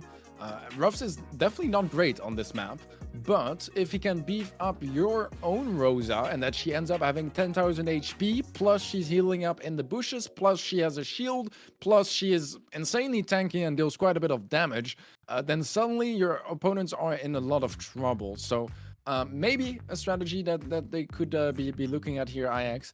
I'm not so sure. The bow ban does seem like the kind of ban that they prepared. They knew that, you know, this map would come, or if it did, they wanted to go for it because they have something ready. So my expectations are on their side to see what that is, what that secret weapon is, and how Stmn are going to be either already ready for it, or if they can adapt. We have the Rosa Max. And look at that, we do have the Ruffs, but not with the Rosa. So interesting here. I think Aeis is all about the slower play. Right now they do have the blue star, and they are going to want to slow things down for as long as possible because they are getting 30 max health by the second. But look at that. Quick push from Tuny, double kill from him, a kill from Bobby as well. And that's going to clear things up. Good decision from Stmn. In this situation, they needed to go as soon as possible into the fight before they started getting too tanky. The pull on Charles as well is going to result in a kill. There is the trade, but still a 5-star difference. And Bobby, with his shadow, able to pick up yet another kill. Yeah, this is a bit of a rocky start here for Aeis Academy, especially considering that this was the battle that they were preparing for with that very targeted bow ban there. though, we do see Stmn leading with 10 stars. Aeis Academy looks like they're going to be sitting back and powering themselves up as much as possible as they wait for this 20-second mark to approach. Generally, we do see our players here in Bounty just using that 20-second mark as a rule of thumb, though we do see the speed coming out from Zar. We don't want, at least if we're Stmn, we don't want Aeis Academy powering themselves up too much, right? We do see the heals go on to Charles as Charles now approaches the 7,000 HP mark, soon to I guess, tank anyone on Stmn's roster. Two important supers coming out from Stmn, both the shield and the pull. Question is Aeis Academy going to be able to outdo this? Betic is going down, and that is no more speed. Charles also at risk of going down. The assistance from Frixie, but is it going to be enough? No. Bobby getting a nice super, and that is going to be this game going to Stmn in a very decisive victory. Yeah, great stuff from Stmn. It did definitely feel like Aeis, they knew what they were doing, but Stmn, they were just able to catch up and counter it as soon as the game started. So very well played. I think that getting those skills early on made a huge difference, because the longer it would be stalling, the longer it would take until they can get those skills and just take the lead, the more HP they would have while having to push them. That would have been just a huge struggle, and they just got out of that situation just like that. I don't love the comp from Aeis. I do feel like we maybe didn't really get to see why they picked it, because I don't know. I don't really understand it all that well, to be completely honest. I like the roughs approach a lot. I definitely do. It's something we see quite a bit in EU on a couple of maps. But I do feel like they should have brought maybe a Rosa or something like that. I don't know. Why Ems? I'm just not very sure. Yeah, I don't know. I think, Ems could be a pretty nice counter to the Rosa there. The thing is that we do see Rosa getting sped up, and that just puts her right in range of Ems, and that slow pretty much means nothing when Rosa is already right on top of you. And I think that is a bit of a mistake there. Aeis Academy, I don't know if they really expected the max to be that powerful, or at least as powerful as it was. It enabled Rosa to get in range and just completely clobber Aeis Academy. Even though they were very, very prepared, they had the Ruffs supers powering themselves up, they had the Ruff star power, right field promotion, getting that extra health, but it just wasn't enough. We have to see a comp change coming out from Aeis Academy. They could bring this one very close, right? If they get this next win, then they are going to be taking themselves to match point, so it is very important for them to take this next game here. Yeah, I completely agree. I think that Aeis, they need to react, and they need to react quickly. They might have more in store for us on this particular map. I'm hoping we get to see that. I wouldn't mind them going for the same stuff if, the execution is better. Maybe it can work out. We have the same comp coming in from Stmn, and a Poco Frank Crow from Aeis. This is curious for the least. I think you guys are hearing my surprise right now, as they will be getting the first kill, the blue star as well, so definitely a solid start. I like Crow on this map, just because if you hit someone for the next couple of seconds, you are going to have information of their whereabouts. Yeah. Good stand onto Bobby, follow-up kill as well. This is a good way to kick things off for Aeis. So far, definitely catching Stmn off guard. Stmn, they aren't just too sure what to do here. Tuni gonna get stunned as well. What is going on? Oh my gosh, what on earth is this comp coming out from Aeis? I mean, whatever it is, it seems to be working. Charles keeps cycling these supers. And we do have, of course, Crow tagging enemies, slowing them down, giving these super opportunities to Charles. Charles, though, getting completely clobbered in. Stmn now equalizing that 7-star count, but claiming that blue star. And, of course, by tiebreaker, Stmn is going to be in the lead now with just 1 minute left in the match. Yeah, good stuff from Stmn to catch up, but is it gonna be enough? That is the real question. 40 seconds left, and Aeis, they need to find a kill on anyone to take back that lead. That's going to be their goal. Just get a quick kill, get out of there as soon as possible. No super on Bobby is an important factor as well, as they can't get pulled, but Betucci's is going to get surprised by Tuny does get his super off, but doesn't find a whole lot of value either. Doesn't find the tag onto Bobby. And this, oh, there is a kill right here. Charles is going to be quite low HP. It is a 4-star difference. Frixie, can he make it out of there? It seems like he might, but Zar is pushing up. Can he find a kill on Frixie in time? Frixie low HP. Oh, he goes down, but yeah, the trade. Wow, Charles coming back just in the nick of time to claim that victory for Aeis, taking us to match point very soon, in fact, for Stmn Esports, which was the favorite team coming in this one, though Aeis Academy looking so strong today, especially with these completely out of the blue approaches here. First, the bow ban, and now bringing out Frank here to claim that victory back just in the last second there. So close. Aeis Academy still on the back foot here, though. They don't want to be taken down, otherwise they lose this match point opportunity, as well as just comps-wise, right? It did seem like they chose something that caught Stmn by surprise and did end up claiming that victory there towards the end, though it was a very close one. It was just so close there, and perhaps a little bit lucky that we did see Charles there just in the nick of time. Oh, I mean, there was definitely some luck involved, but that's how Aeis Academy want to play it out here against Stmn, right? If they can bring any like 50-50 like luck factors in to those games, such as, you know, the bow ban on Snake Prairie, that's something they want to do, because they know that in a fair fight they have the disadvantage. And right now it's put them to match point, 1 win, and they're going through to the semifinals, and they're knocking out Stmn, which basically means saying to Stmn, you're not qualifying for the playoffs through the regular qualifiers, because, you know, they might actually not. It's kind of surprising, but it doesn't mean they won't go to the playoffs no matter what. Even if they do lose here against Aeis Academy, there's still the last chance qualifiers, where Stmn would stand a real shot at qualifying anyways. But it does make things a bit scary, as Aeis, I mean, they're only 1 game from putting that whole situation onto Stmn. Yeah, and it can be a little bit soul-crushing here, especially to know that all of your work over the last few weeks is not going to be putting you in the playoffs. It's just going to get you to 4th place. Stmn just on the verge of defeat here, though Stmn, historically, they are kind of the comeback kings, so they could bring this back. Aeis Academy, they've had a great performance so far, but Stmn Esports, you know, I think a lot of people do believe in them at this point. I do think it is a bit strange that they did get caught so off guard, though, by Aeis Academy.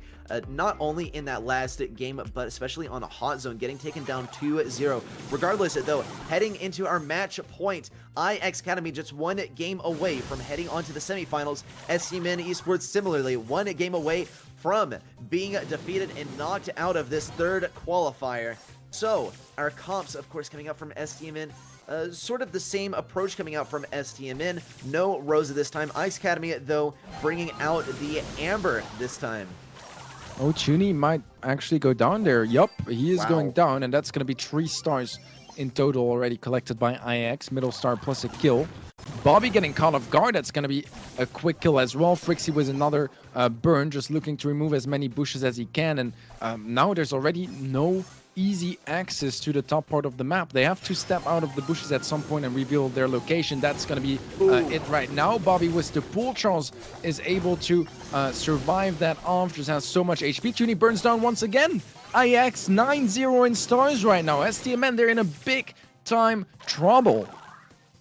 Absolutely shocking here from Aeis Academy, holding their own here. Clearly have been scrimming this map with the absence of foe, because this comp, it just works so well. Zar getting very aggressive here, perhaps a little bit out of his depth, trying to escape from Charles. He's not gonna, oh, actually, Zar able to make this escape, but only slightly. Gets burned, unfortunately. You've seen so many of Stmn's roster go down to the fire this time, and it is an unfortunate sight to be taken down just in the last tick there. Though here comes the speed from Zar. We do see the offense from Stmn, though Bobby getting taken down. Tuny over here just trying to get that offense, and not quite able to get all the way in there, getting taken down by Charles. Stmn, they gotta make a move now, but it's just too little and too late. Even though we do see the kill there right at the end, bring us with a 5-star game, it's just not enough.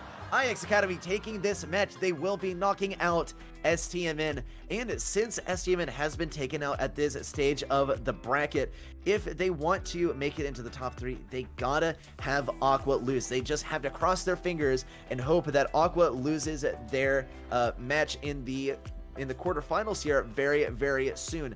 That or Tribe or IX game, and they'll need to win the qualifier to force a tiebreaker for 3rd seed. So this is getting really, really intense and a little bit convoluted. In fact, we'll see how it turns out later on, but for now, that is going to be IX Academy taking this win over Stmn Esports.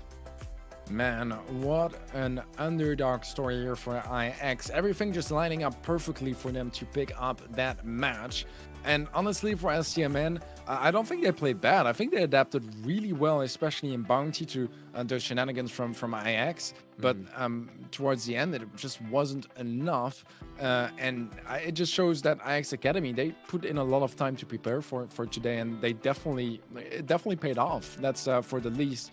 Stmn, you know, they are in this just horrible situation where you need to wait and see how the others do before you know if you're qualifying or not, which is definitely like not where you want to be. You want to be more comfortable, and this leads us to our next match, Aqua versus Ion Gaming, where, you know, Aqua, they are tied up with Stmn in points right now. So Aqua, if they win this one, they're qualifying and they're knocking out Stmn's chances to qualify through the open qualifiers. So yeah, what a potential story ahead of us. We'll see how Aqua plays this one out. If Aqua wins it, they are guaranteed to qualify for the playoffs. So it's interesting to see, right, at this early stage of the bracket, we already see such a significant match. Really didn't expect to see Stmn go down to IX Academy there, but IX Academy, they've been making some big moves lately. In fact, just yesterday, they took down the main IX gaming team in the Queso Cup. So one to note, just some shockwaves being sent through NA recently. Aqua also, with this position, they are threatening to kind of break into the top 4 and start redefining the top 3 NA teams as the top 4 NA teams and adding themselves to that list right there. We already have the map selections, the mode bans, and our brawler bans are just starting to roll in. Yeah, this means that we are going to see some Ice Fort, the pick from Ion Gaming, Nuts and Bolts, the choice from Aqua, and then Heist on Kaboom Canyon to close things out. The band so far, we have Gene on the side of Aqua, Amber and Bell from Ion Gaming. We're waiting for band number 4 for Aqua. We'll see what they decide to go for. So far, I like the maps for sure. We haven't had any heists yet. We haven't had a lot of Ice Fort either. So I'm excited to see those potentially being played out, or potentially for Kaboom Canyon, surely for Ice Fort. And Crow is going to be the other band from Aqua. Dude, I love casting some NA stuff because it's just so different to EU. Like, we don't ban Crow. We have like some sort of an unwritten rule that Crow doesn't get banned. That's just how it is for us. And here it just seems like every match, it's like, yeah, the go-to ban at the moment, Crow. So I'm super excited to see how that's going to be playing out once more. I think that Bell makes a whole lot of sense. Amber also really strong on those maps. And that leaves us with some Maxes in the middle, 2 Taras, and then the Carl and the Stu to you know, have a bit of a difference maker, a bit more flavor in this what otherwise would be a mirror matchup. And look at Kang already getting very aggressive, managing to take that control on the right lane there from Joa. Aqua now backing up as they seek to keep control. Of course, we don't see the Stu ban this time, so we are going to see Misa over here snagging a kill on Kang, and Jigsaw also going it down to Joa. Ion Gaming taking that control of mid, but Slash is not backing off just yet, putting the speed onto Jig and Kang. Jig looking to win this fight against Misa, but it's just not happening.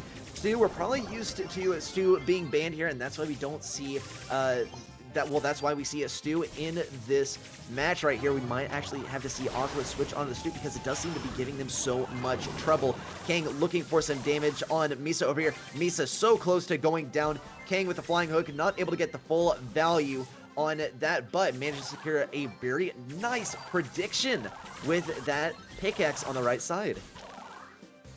Yeah, so far a very even game, and an interesting mechanic as well is that the Stu, he wants to be fighting against the Carl because he has a very good matchup in that situation. So we've seen a couple of times already Kang just fleeing and switching lanes. The pull from Joa, though, is not quite going to result in a kill. Joa is going to make it out alive, but 7 gems on both sides keep us all tied up in an intense game thus far. Jigsaw has a pull available that's going to dissuade anyone from coming up close towards the center. Aqua, if they can get the next gem, they can get the countdown started in a way.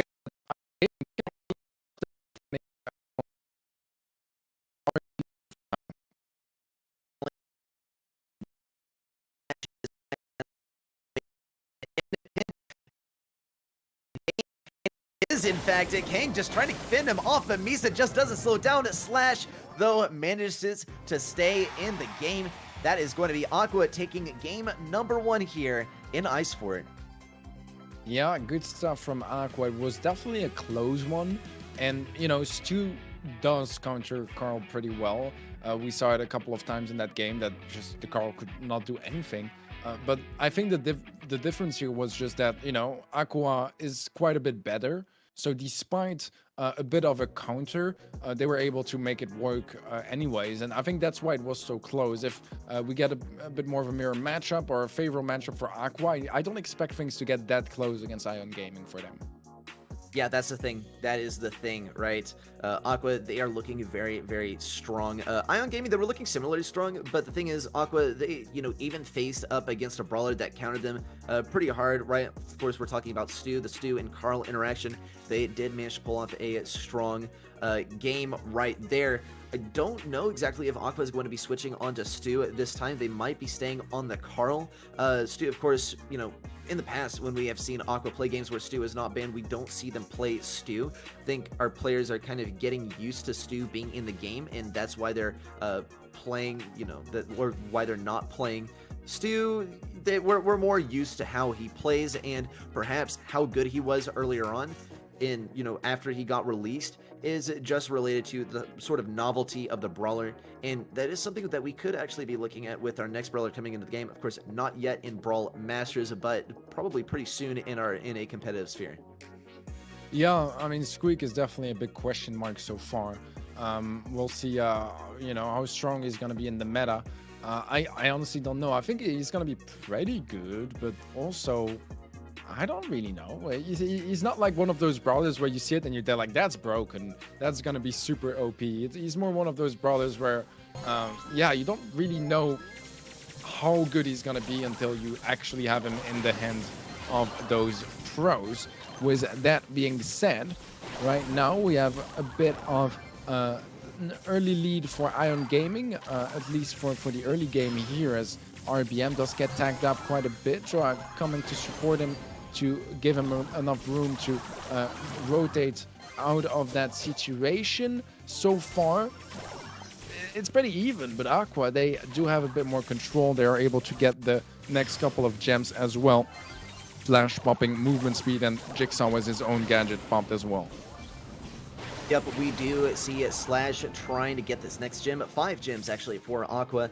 We do see Misa on the right side looking to surprise Kang right here. Question is it going to happen? No, Kang actually going aggressive instead, snagging this kill on RBM. Slash staying here at mid, getting the speed onto Kang. Mesa, though, staying strong on this flank position. Needs the assistance from RBM in order to actually get a proper pinch here. Misa getting aggressive, and he's not going to be able to stay in the game. Kang on very low health. RBM just trying to stay over here as well. Jig keeping that backline very far pushed up in the mid. RBM trying to fend things off, but just not able to secure a kill. It just wasn't going to happen. Aqua going to take game number 2 and thus set number 1, which is going to propel us into set number 2, which I believe was, well, we'll see in just a moment. Of course, it is going to be nuts and bolts. And, you know, this, of course, Siege, right, it can go back and forth and back and forth. It can come down to the final Siege sometimes, but at its core, it's all about control. Yeah, for sure. And Aqua seems to be having quite a bit more control so far, which is why they win that first set quite convincingly. The first game, not quite as convincingly, but the second one definitely much better on their end. This means that we go to Siege up next. Nuts and Bolts is the playing field. And yeah, I'm expecting some similar stuff to what we saw in our first match, I believe, of the evening on Nuts and Bolts. So potentially some throwers in the mix, Barley, you know, and also Sprout, pretty strong on this map. And then the BB, also a really strong pick. Max, also really good. I might be forgetting some other stuff. Stu is also a really decent one. Does pretty well against BB too, because you can just constantly kind of like knock her back and cancel her shots. It's very satisfying. Yeah, that's mostly what I expect. I think Carl also definitely an option too. Although he does struggle a bit against Stu, so maybe we'll see him a bit less in this match since, you know, Stu is not one of the bans. Yeah, that is certainly true. I mean, we also, of course, with Stu in the game, probably we're not going to see Primo this time. It was nice, it was fun while it lasted, but Primo, he was so good against BB, who of course we do expect to show up here and there in Siege, because she's just so good on this map, of course, in Nuts and Bolts. But Primo, no. Unfortunate, because we do have Stu in the game, though no Stu play from either team. In fact, it is looking quite mirrored, though Aqua, they are not mirroring the offensive capability that Ion is bringing. They're bringing out the BB, Max, and Carl. Jigsaw trying to get aggressive here with the Carl slash, pushing up once again, looking for this next duper, and Kang returning with Barley. Just looks like so far the BB is working really well for Ion Gaming. We've got to see a proper defense here from Aqua in order to keep Ion from dealing too much damage to the Ike very soon into the game. Yeah, Siegebot pushing up, gonna get some nice early tags on that Ike. And now it's about the retake from Aqua. How quickly and how well can they get that? Well, Joa looks to end Kang's career right there, just with 2 clicks. One on his regular attack and just one with his super. That was quite quick. And Ion Gaming, so far, they've picked up every single bolt in this preparation phase. Aqua started off with 2. They're still at 2 right now, and I don't think they will get a single one before the 3rd Siege Bot. So this is excellent for Ion. They get this Siege Bot for sure, but also they will get a couple more bolts to have the bolt lead for the 3rd and final Siege Bot, as well as keep control from having this spot right now. Yeah, it is looking a little bit unfortunate for Aqua as they are backed up here all the way to their Ike. Actually, great defense, though, and they are going to have a bit of an easier time pushing up against mid here. Kang with a super and Slash also popping super. Slash on very low health and just 1 shot away from getting taken down, but Jigsaw finding a kill, and Aqua taking back control of mid. It's going to be a tough interaction, though. Kang getting pinched very hard, and quickly, Misa going to regain control. Ion Gaming in the lead here as far as bolts, and it does look like this game is, in fact, going to go to Ion Gaming. Just looked like for the majority of the game here, Aqua, they had some kind of awkward footing as they were trying to push into mid, and they just were not positioned in the proper way to defend against the specific lane matchups as Ion Gaming pushed in. And it was just really tough for them to deal with, especially with the max speed on the side of Ion Gaming. They just got put in these unfavorable situations, and they're going to have to go back to the drawing board for this next game. That's going to be game number 1 going to Ion Gaming. Yeah, I think that one of the problems here in Aqua's comp was actually the Barley. Like, I still think Barley is really strong at the moment, but one of the things where his range got nerfed, where it's going to impact it the most, is in Siege because of those retakes. If you look at this map, it's quite open when you get a bit further away from the Ike, which means that for a retake, you have to go through a pretty wide open area where your opponents are just going to be shooting you down, and as a Barley, before that, you would have the range to kind of hit them anyways before you really endanger yourself. Now, if you want to hit them, you're going to have to commit a bit more. And it seemed like multiple times he was caught by that, just, you know, leaving his team in a 2 versus 3 early on. That means that Ion, they can reallocate their resources a bit differently, adapt, and have the man advantage, the better positioning, win their fights, keep control, and win this game. Yeah, I think, you know, Barley, of course, had some trouble on those retakes just because of the recent nerf again. Barley was pretty good on Siege prior to the buff, giving that extra range on the bottles. I think really the tough interaction was King having to deal with Joa, who has that speed, who's able to juke out those bottles and of course run away from them before they even land. Of course, King throwing some bottles at max range, and Joe's able just to run out of the way and still collect the bolt. King at risk of getting taken down, but does manage to take out the Tick Super. RBM now faced with a bit of a longer ranged lane here on the left side, so it is going to be a bit tougher for him to keep control. Jigsaw trying to take down Joa, though it does end up in a bit of a stalemate. Joa able to take this next bolt, or at least get very close to it. King in a sticky situation now, getting it taken down. Joa about to go down as well. No pinch opportunity. Slash gonna take it down Joa by himself, and still the bolt count is pretty equal here. Jigsaw needs to be able to get more damage here on RBM. Great teamwork actually from Aqua, as it does look like this second siege will go to Aqua, though it is looking just as likely that Ion Gaming will be taking the final siege. Yeah, this is all about the bolts leaking, and I do have to say Aqua did a really good job at trying to minimize the damage, but in the end there are going to be a couple of those bolts going the way of Ion Gaming. Every single one is just so valuable. They'll find 7, so that's a 6 bolt lead coming into the final siege. But it is not impossible for Aqua to keep control and just get enough bolts in the next one, but it doesn't seem very likely. They could finish this off. Kang, yeah, just easy win right there. Kang with the super able to close it out, in Aqua at match point, just like that.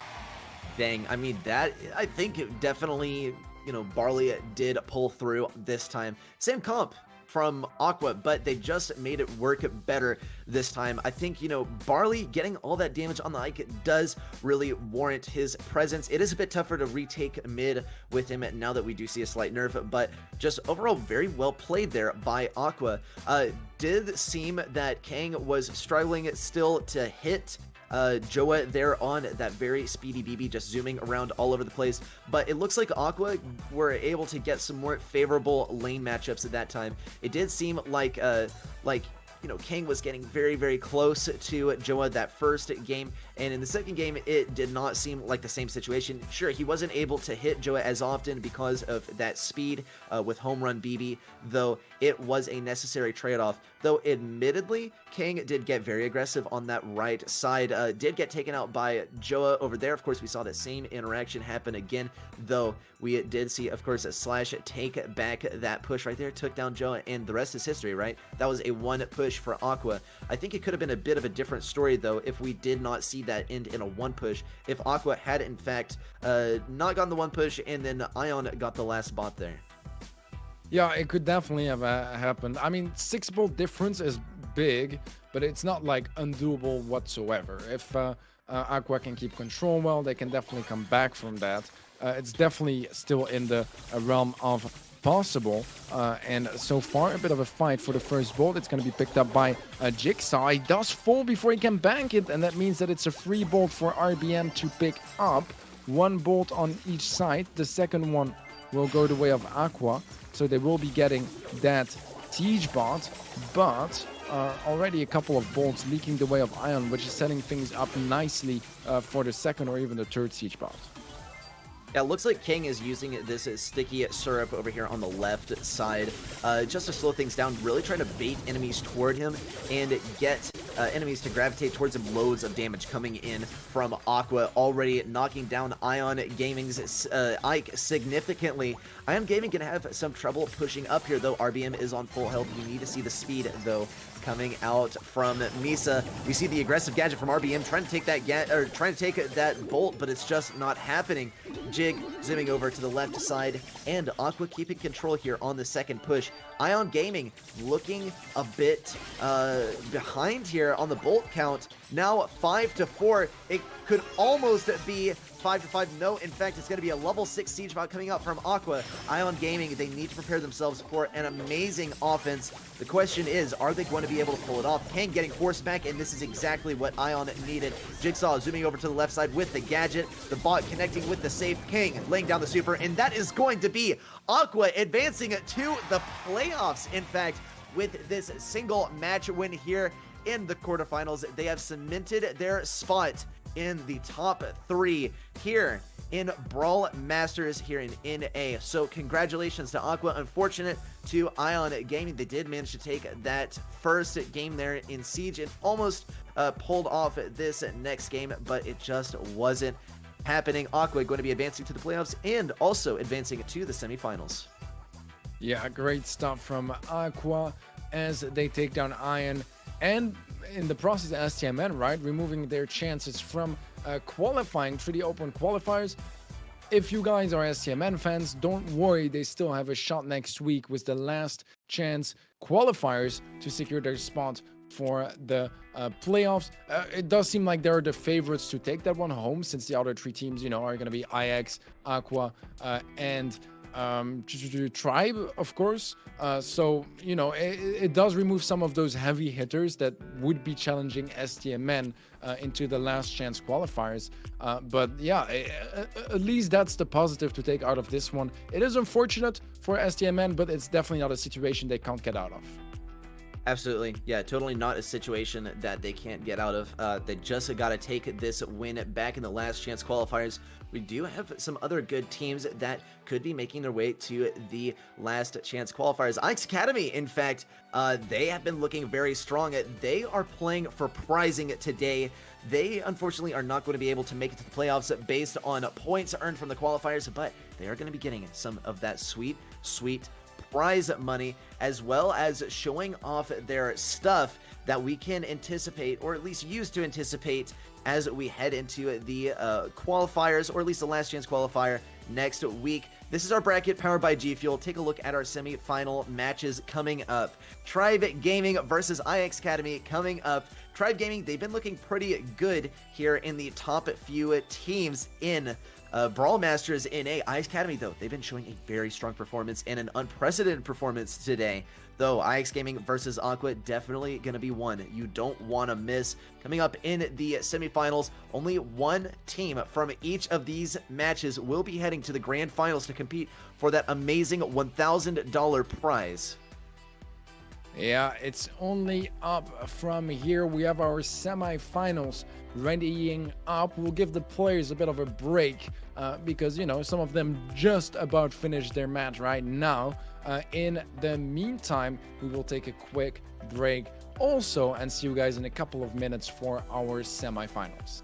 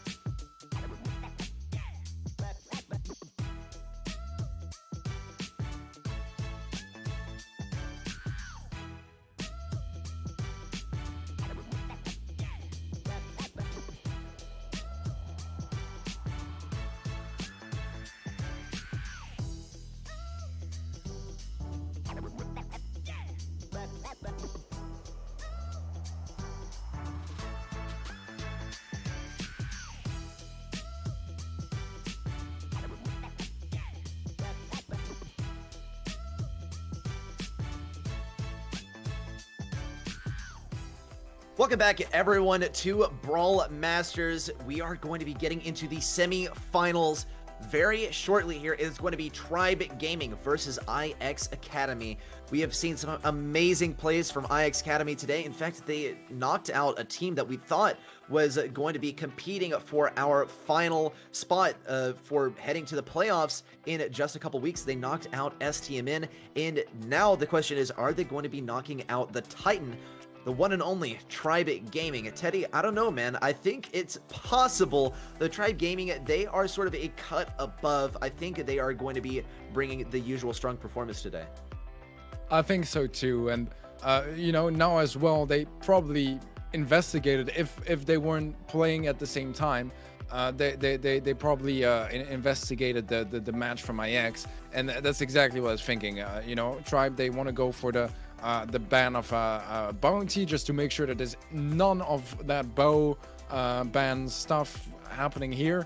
And also, I mean, Hot Zone is going to be playable, and it is going to be the pick from Aeis Academy, but at least, you know, the Roughs is going to be banned, which is the ban from Aeis actually. And I'm guessing Tribe is, they're very good at control game modes, so they don't even mind it probably. They know that Aeis Academy is good at it too, that they want to play here, but Tribe, they're like, sure, I think we can take you guys down. Anyways, Backyard Ball and Nuts and Bolts are going to be after that. I wouldn't say they really like deeply favor any team except for the favorites, which are, you know, Tribe. And for the bans Bell and Jean, I like that a lot. I think that Jean is so impactful at the moment. On literally every map we have in front of us, he can be played. So just get him out of the way. I like that. Bell, just the same exact thought process. And then Stu and Ruffs. Ruffs is very particular for the first set, so Aeis are going to be betting a lot on that one. I think that if they lose the first set, they lose a lot of value of that Ruffs ban, because it's not going to be good on Backyard Ball. It's all right on Backyard Ball, but it's not going to be good on Nuts and Bolts whatsoever. So that is kind of my reasoning here.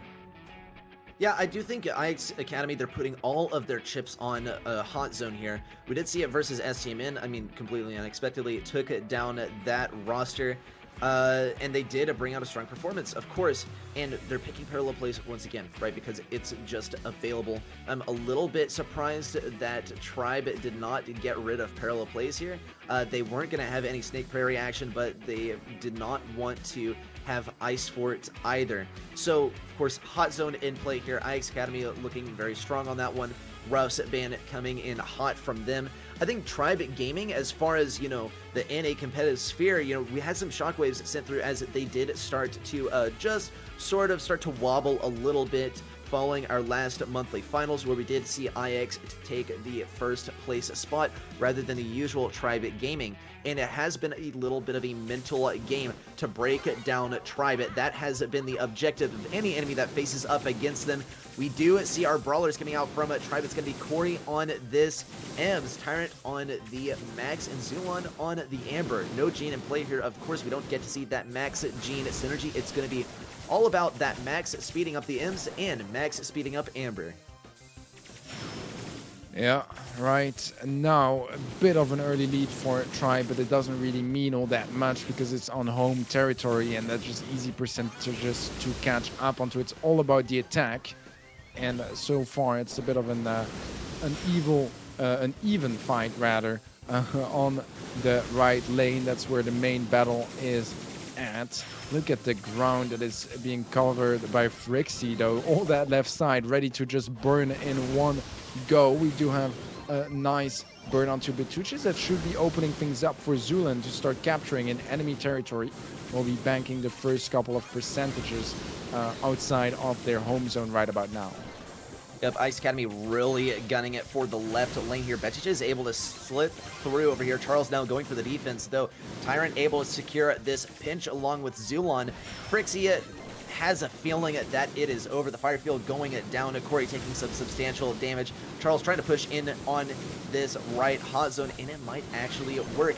Aeis Academy now managing to push Tribe Gaming off of this right hot zone, and they're going to start making it their way over to the left hot zone. If they're able to take out Zulon, Zulon actually securing a kill here against Frixie, and Aeis Academy is still behind Tribe Gaming here. Tribe Gaming looking very strong here on Aeis Academy's favored mode, and they're going to be taking out Charles and capturing this hot zone. Tribe Gaming now leading with 1 game here in set number 1. Of course, Aeis Academy's favored mode, and they are getting bested in this mode so far.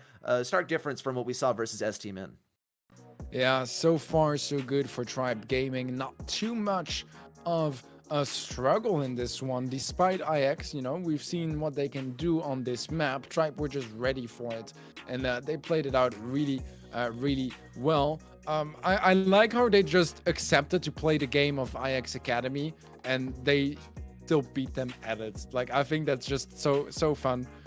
So much confidence as well on the side of Tribe Gaming to secure that first game. It's looking good for them. I don't really know what Aeis can do at this point. If they need to go for a comp change, I'm not so sure what they would go for, and if they remain with the same stuff, then the execution definitely has to be much better.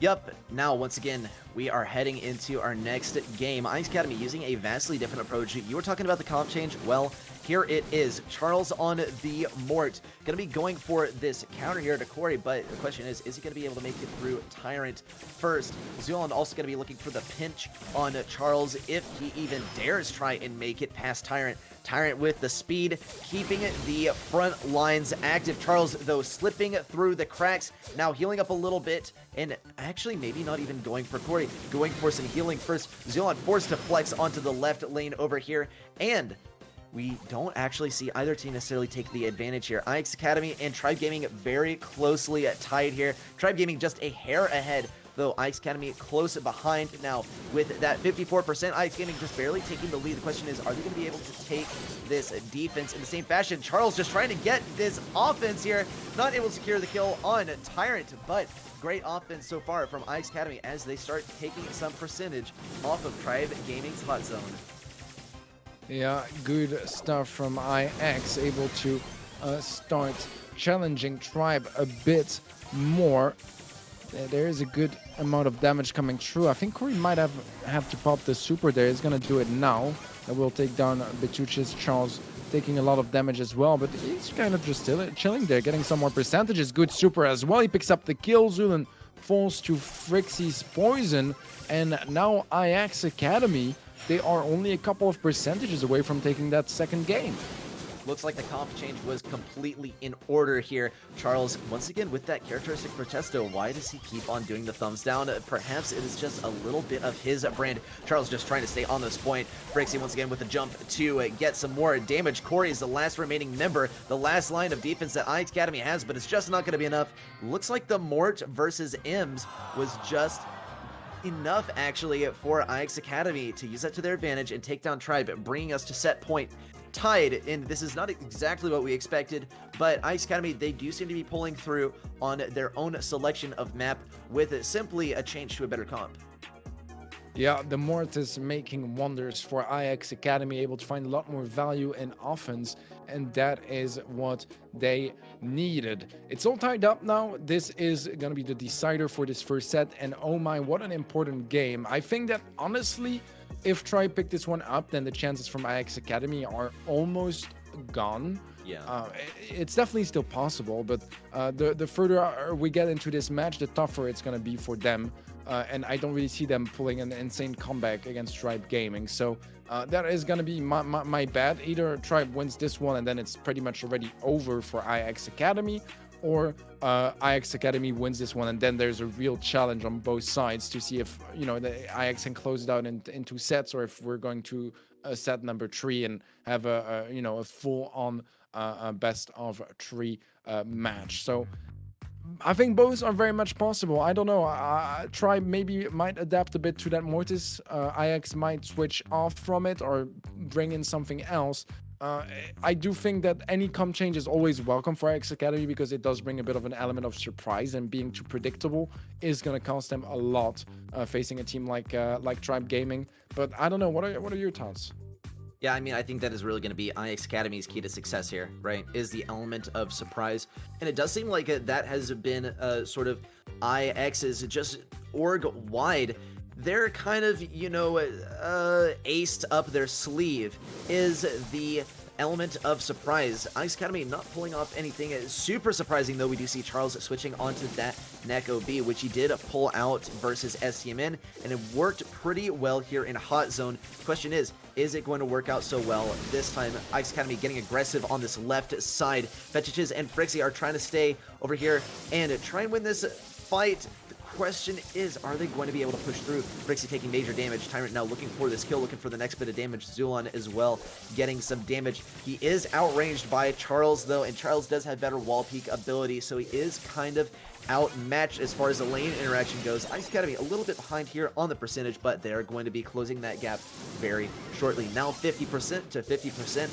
Either team just needs to make the push onto the enemy zone to get full value. Betches and Frixie now making this assault onto the left lane. The jump and the slow. Tyrant with a nice gadget to avoid some damage, but it's not enough to keep Frixie off of the point. We do see now Zulon advancing towards the right side, but he's not fully committing. In fact, needs to help win this mid fight first. Betches getting aggressive in Aeis Academy. Previously, we saw them not really working so well with the strategy of just completely rushing for the left hot zone. They seem to be feeding the enemy just a little bit, but this time it is working wonders. They're just able to consistently have manpower trickling into this left side. Looks like Aeis Academy could take this game. Yeah, this is looking excellent for Aeis Academy. Only a couple of percentages away from taking this whole set. 5% now. We have the honeypot as well. 3 versus 1. I don't think Corey can do anything at this point. And Aeis Academy once again surprising the favorites of the match by winning Hot Zone. Unbelievable, actually. Aeis Academy managing to take this one, and I think we were saying, right, if Aeis Academy does not take this set right here, then they have pretty slim to none chances of taking this match, but they are looking very strong at coming off of this one. We're going to be heading into Backyard Bowl very soon here. Tribe Gaming, this was their selection of map. We didn't get to see Aeis Academy play Stmn in Brawl Ball. In fact, Stmn, they banned Brawl Ball, which is an interesting one, right? Because Stmn, they are a pretty good team when it comes to Brawl Ball. They must know that something is going on with Aeis Academy and this game mode, or at least this map. Is Tribe Gaming warranted in choosing Brawl Ball for set number 2? Aeis Academy, probably going to bring out a strong performance. I've learned to expect that by now. We'll have to see as we head into Backyard Bowl. Predictions, Teddy, for our brawlers that are going to be coming out on Backyard Bowl. I think that 8-bit is still a viable option. I like Sprout here too. Crow is definitely a good pick as well. Let me try to think. What else? Max, I think, is not banned, so that is going to be an option for sure. Amber wasn't banned either. I think that's about it for what I expect to see. Yeah, I don't really see that many other options. I was thinking B perhaps, but even B, like, it loses some value on a map like this because you don't really expect to have tanks. So maybe no B. What I would kind of enjoy to see is Aeis Academy just going for like a poker double tank to kick things off and try to get a quick first game 1. Sure, it's a risky decision, but if it pays off, then they're already halfway through that set. So that's kind of what I would like to see on their end. We'll see if they actually decide to go for that. But yeah, not trying to give them any ideas, but if they're watching the stream, guys, go poker double tank right now. Coach Steady is speaking. Yeah, Coach Steady. Thank you, Coach Steady, for the post-game analysis. No, I think, as far as poker double tank goes, it is kind of frowned upon, at least in NA, just because it's seen as kind of like, it's seen as the easy out. And the thing is, if you can predict it, it can, be something that you can hard counter if you bring out the B, of course. That's why we do see, usually, of course, the teams banning Poco, because you don't want to deal with the Poco double tank. And as you always say, Teddy, it's the confidence ban, right? But this time, if there's any org that doesn't really have an issue running Poco double tank when it's going to work, I would say it's definitely Aeis. Of any org that is in the upper echelon of the competitive sphere in NA that brings out Poco double tank, I mean, it is without a doubt Aeis, and I wouldn't be surprised if they bring it out here and absolutely wipe the floor with it. Though Tribe, they definitely have to be accounting for that. I think B is just strong on this map, even without the presence of Tiggs, so I wouldn't be surprised that we do see a B coming out from IX Academy, though. Tribe actually on a more traditional, with the exception of Lou over here, it doesn't seem to be working it too well right off the bat. Something a little bit more expected from IX Academy, though Tribe Gaming bringing out our usual, but with a twist. Wow! Yeah, quick goal from Frixie as he just tanks it in, and with 30 seconds into this game, that's enough to secure the lead. The Lou onto Raz, that's not a brawler I ever think about pick-wise, because in EU we just don't see it. But in NA and in other regions, it's much more popular. The play coming through, Frixie can't quite get the ball to him, but Betuches gets the pass. That's... Oh no! No! And the Crow GG for that pin out there. Wow, what a... Wow, unfortunate. It's like, it was so many emotions that I think everyone, not just Tribe and IX, but of course us and the people watching too. Such a close one. There is an argument to be made that it was intentional, but IX Academy, they just got to keep the defense over here. Because typically the strat here that we see with the 8-bit is draw things out until overtime and then win in overtime. IX Academy, they are not, well actually in fact they want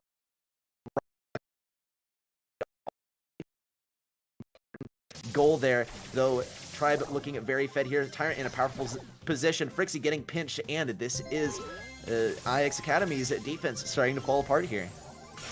Yeah, and a nice super from Raz. This is going to make it a lot harder to defend, but IX are ready, and they're getting out of that positioning already. Betuches with a nice kill. The ball in front of the goal. Frixie will get it out of the way, and now only 30 seconds left. Tribe need to change things around. They need a push, and they need a strong one in the next 25 seconds. Ooh, wow!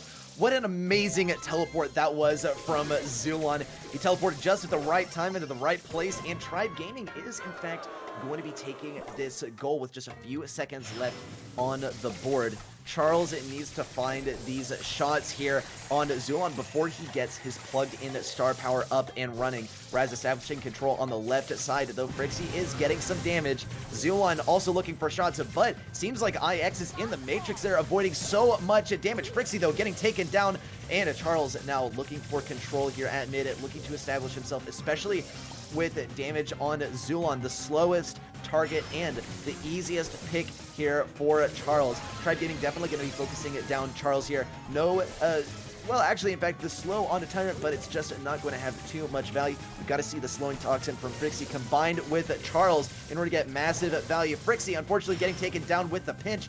Is the Toxin going to take out Tyrant? No, in fact, and the speed onto Zulon, so Zulon can get this next turret farmed up. Betuches going down, and Tribe actually looking very strong here.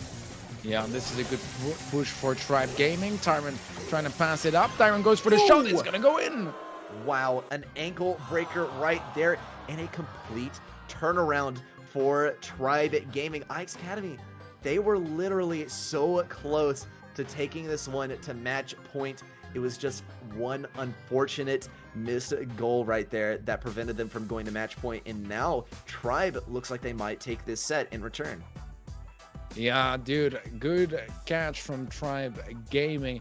It was close. It was very close, but they had a really strong push towards the end of that game. Obviously in overtime as well, played it out really well, diffused any attempts from IX get up close to that goal with any supers and put them in jeopardy. So very well played from Tribe Gaming. IX Academy, I think they played this one really well as well, but they're gonna need some more if they want to challenge Tribe here in Brawl Ball. It was a pretty close affair, don't get me wrong, but it did feel like Tribe Gaming, especially after that goal, after they tied things up, they were in control of everything. That's the thing, right?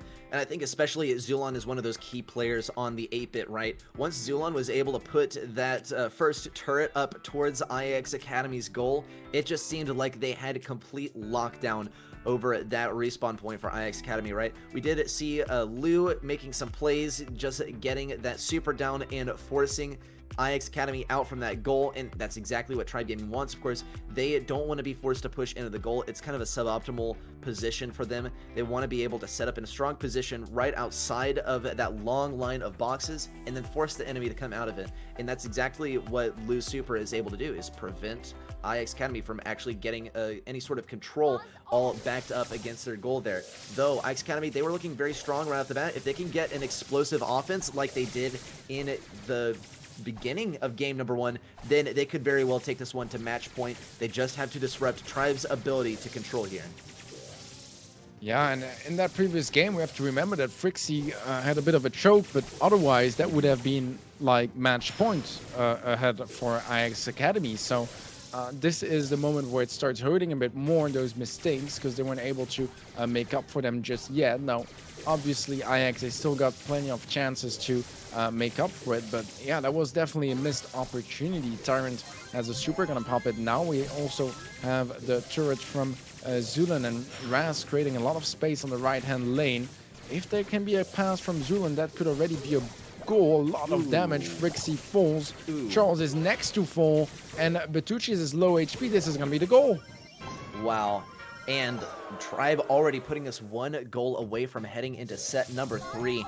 It was looking strong from Aeis Academy, but once we saw the max speed come out and Zulan set up that turret, it was pretty much decided already.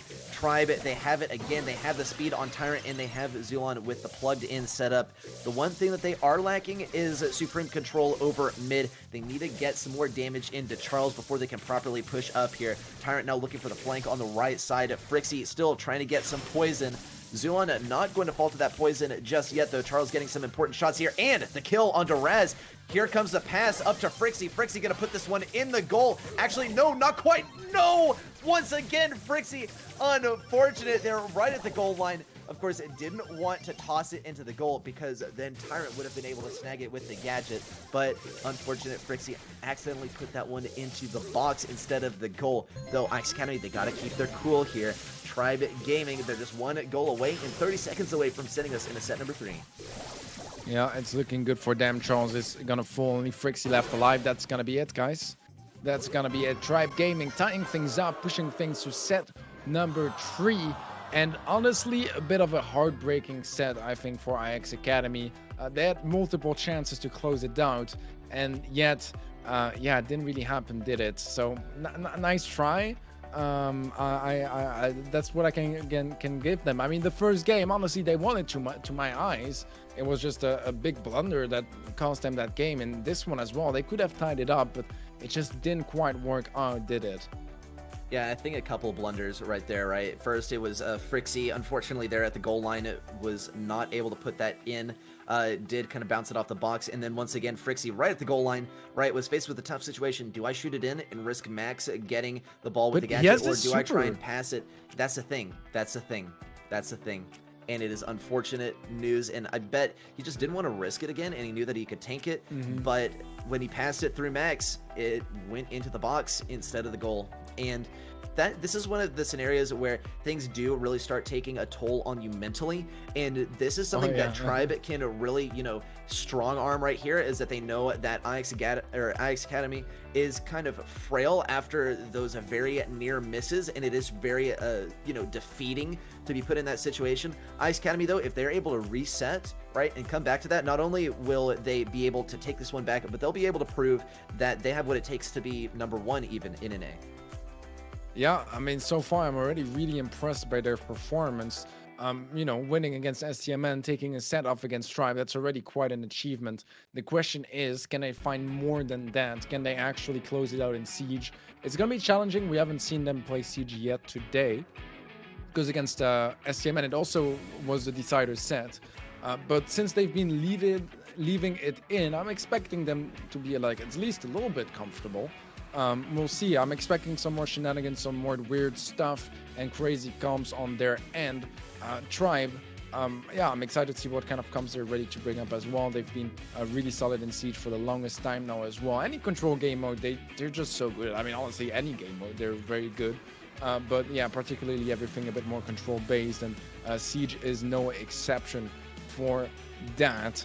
I think that Aeis, they're right to take a little bit of time before getting into this set, because they need that mental reset. They need to chillax a little bit. It is a set that they could have won, that could have sent them straight up to the grand finals. It's upsetting, but you need to calm down from your emotions, get everything, you know, like settled up and ready to go for the third and final set, because they're not out yet. Like it may feel like now like they are, but they still got some chances to make it true. We have Barley, Carl, and Max on the side of Aeis Academy, and pretty much the same from Tribe Gaming. And instead, they do have the BB. Was it instead of the Max? I think so. Yeah, this is a bit more traditional coming out from Aeis Academy, and this is not exactly what we expected to see, right? Aeis Academy, they've been pulling out the dubs with the unconventional stuff. Raz actually able to take this bolt on the right side, and the level 3 siege bot coming in for Tribe Gaming, as they did appear to be losing control of mid. This is good timing. Aeis Academy now going to be forced to defend this, and Tribe going to get free control of mid, though Raz taking substantial damage from Frixie. A perfect defense from Aeis Academy as they now look to push up once again. Charles taking up residence on the right side. It could be a tough interaction between him and Zulon. Zulon, of course, has so much health and is going to be a formidable foe as he looks to pick up these bolts over here. But to just forced to retreat, Zulon gets taken down, though, by Charles, and Aeis Academy now looking to equalize the bolt count, now 3-6. It's not going to happen now, but it will happen on the last siege if they can play their cards right. They've already shown that they can defend against a bot and then take back control of mid relatively quickly, but they have to pull it off for the final siege. Tribe Gaming knows this, and they are trying to push in here and get the one push off, or at least get substantial damage. Lots of damage coming in from Tribe Gaming. Looks like this is going to be a one push, in fact, from Tribe. Yup. Tribe taking us now to match point. Aeis Gaming on the back, or Aeis Academy on the back foot. The reverse sweep is possible, but as we were saying, if they don't take the early games, it's just going to get more and more unlikely that they're going to be able to take this win and head into the grand finals. Yeah, I'm not entirely sure about Frixie's decision to go for kills instead of trying to stop the siege bot. I mean, I get it. If you can pick a kill, then it's pretty much an easy defense and it saves the day. But at the same time, I feel like a level 7 siege bot, they probably could have taken it out if they just focused on it. Like, it has a decent amount of HP and it goes pretty fast and hits pretty hard. But it's not like undoable, and I feel like it was the less risky way, because here it just ended up removing the Barley from defense, which is a lot of damage on that siege bot. And it just made the path a bit easier for Tribe to really commit fully to that siege bot, go for the one push and actually close it out successfully. So I don't know, I would disagree with their strategy. In the end, we can never say because it didn't work, but yeah, I would have played that out differently. And coming into the next game, I don't know what to expect comp-wise. Maybe something crazy is going to come up. We know Aeis Academy. We know they have it in them to go for the craziest stuff ever. But yeah, if there's a time to bring it, it's going to be right now. Yeah, I mean, Aeis Academy, they did bring a strong performance with their comp that they, you know, a more traditional comp.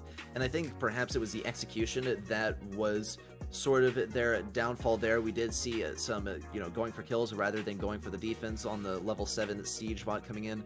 So I think really better execution is going to be the key to success for Aeis Academy, though they are bringing a strange comp as well. Charles outdoing Tyrant here, and Raz actually bringing the M's.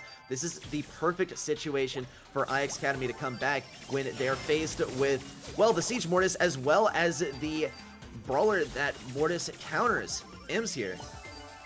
Yeah, well, so far it has been not quite as successful as they wanted, I suppose. Frixie does pick up the kill on Zulon, so that's going to help out a bit, but we know those ties in the first siege bot, and we know how scary it gets after that, because it messes up the entire timings and you end up having the weirdest situations happen with you know, a lot of bolts on both sides. Good kill from Zulon taking down Frixie. Charles with a great super, but he does go down without finding a single kill, and that means that Tribe Gaming, they have full on control. They're getting the siege bot. That's not the question. The question is how many bolts can Aeis find before the countdown ends, because if they don't find any, it doesn't seem likely for them to have any chances in this game. Not only that, but can they take out any enemies? Yeah, they're going to get the kill on Raz. Now looking for the kill on Tyrant. It's not happening. Zulon also at risk of going down. Charles now trying to lead, or no, not looking to lead the siege bot away. Frixie and Betiches looking to do as much damage as possible to this bot. Tribe Gaming, they already know that this is the last bot that they are going to get, or perhaps do they actually? We did see, unfortunately, Charles win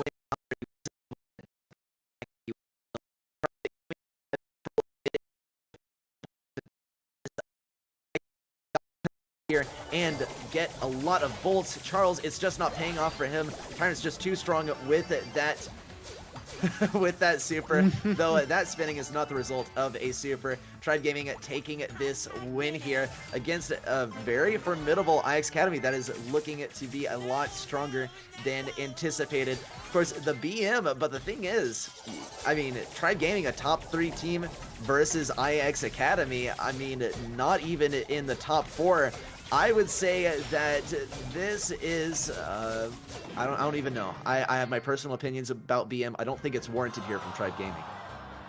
Yeah, I mean, Aeis were spinning a lot against Stmn, and I think they spanned quite a bit against Tribe here as well when they won that first set. Anyways, it doesn't really matter too much, does it? It doesn't. I don't think those guys are going to be crying and in pain afterwards.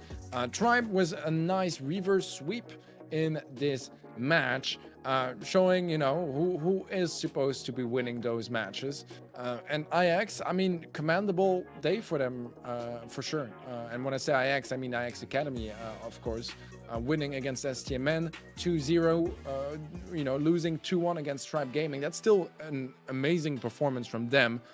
Definitely worthy of any top tier team in NA. So impressive stuff. They seem to have been working really hard to get to this level of play, and it's been playing off absolutely amazing. So definitely a team to keep an eye on in the future. This does lead us towards our other semi-final. That's going to be I was going to say the real Aeis Gaming, but you know, the main team Aeis Gaming versus Aqua. Aqua, a team that already secured their spot in the playoffs, may I remind you guys. And a team that has been looking pretty strong recently as well. Yeah, definitely a team that has been looking super strong. Aqua threatening to push into the top 4 here in NA and establish sort of the big 4 rather than the big 3. It's going to be Aeis Gaming versus Aqua. Of course, I believe Aqua has taken down Aeis Gaming before, but I could be wrong on this one. Aeis Gaming, of course, our, you know, current monthly finals champions. We're going to be coming on to the next monthly finals just in a few weeks here, but Aeis Gaming, you know, with, you know, just a couple weeks behind us at that monthly finals and a great performance at them advancing to the top, I think they do stand a really good chance of taking down Aqua here. Aqua, though, similarly, with strong performance historically, they also, well, no, they did not. I think Aqua did pick up, or rather lose, a member here. They did lose Zar, and Zar went over to Stmn. We did see Zar play for Stmn today. Unfortunately, didn't go so well, but there have been some shakeups here in these teams. Aeis Gaming, not so recently. Kang switching over to a different team, though. Aqua here, right? I think, well, of course, Kang switching over to Aqua, in fact, but Aqua losing Zar here. Not sure exactly how that's going to pan out for them, but we'll have to see in our upcoming match. Yeah, it seems like both teams here have been losing players left and right, but they are still going to be facing each other here in the semifinals. We have Hotstone as the pick for Aqua, Gem Grab on Icefort, the decision from Aeis Gaming, and then Heist on Kaboom Canyon for the decider. And our 4 brawler bands, that's going to be Crow and Max on the side of Aeis Gaming. Aqua going for Stu and Gene. Bell is playable. That is going to be an interesting situation ahead of us. Carl also playable. Carl not banned a single time, and yet very frequently picked. So maybe the banning process not quite updated to that regard. Gene ban I really like. Max ban I really like. Stu makes a lot of sense. Crow, I mean, it's an A. I'm getting used to it. It still hurts me a little from the inside, but you know, you gotta adapt to the different metas, and it seems like Crow is a very vital part of the NA meta at the moment.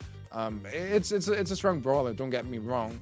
Wouldn't be my go-to, but you know, Aeis, if this is what they like to ban, and it seems like it's very much a trend for them, but also for NA in general, then by no means just go for it, right?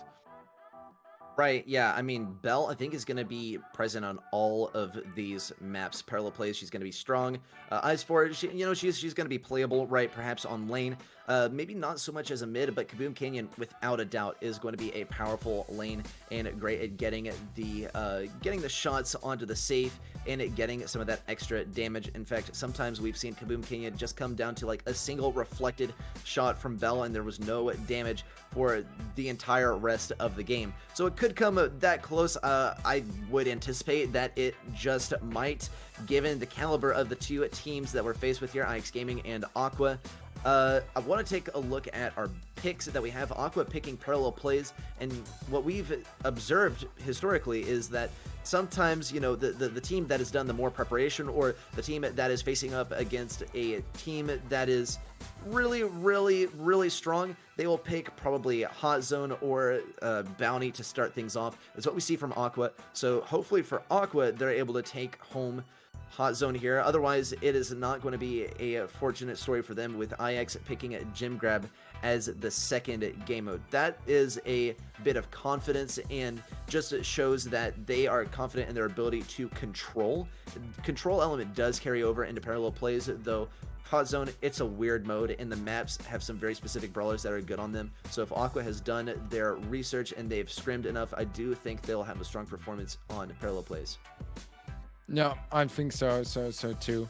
Obviously, if they decide to bring it up first, especially something quite specific like this map on this mode, it is something they must have prepared to a really good extent, and be confident on. It's not like, you know, Brawl, for example. If you decide to play that, you might not have prepared for it the most, because, you know, it's a mode you already enjoy and like and play in Power League and Ladder and scrims in the first place, you know, so you maybe don't need to really scrim it specifically.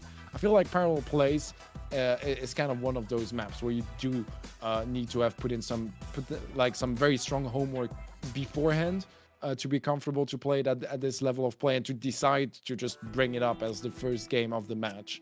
So yeah, that's something to take into account.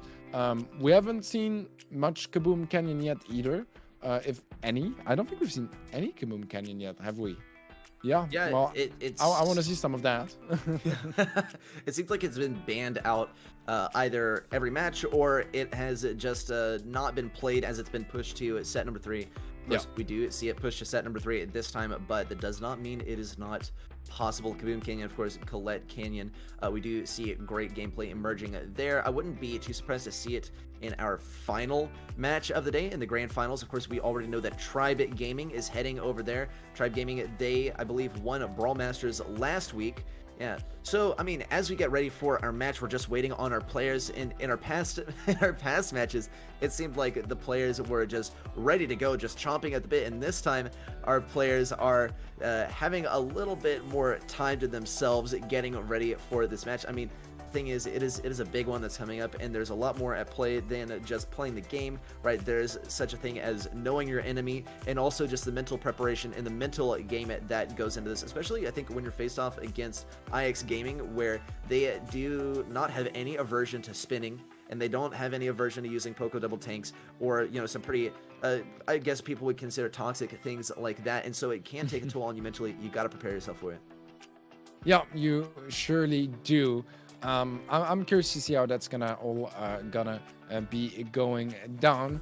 We're still waiting for our players to ready up. Shouldn't take very long, but you know, they have to process the entire draft system, get ready, as they definitely, you know, want to win this one, and for that you need to focus up and give all you have.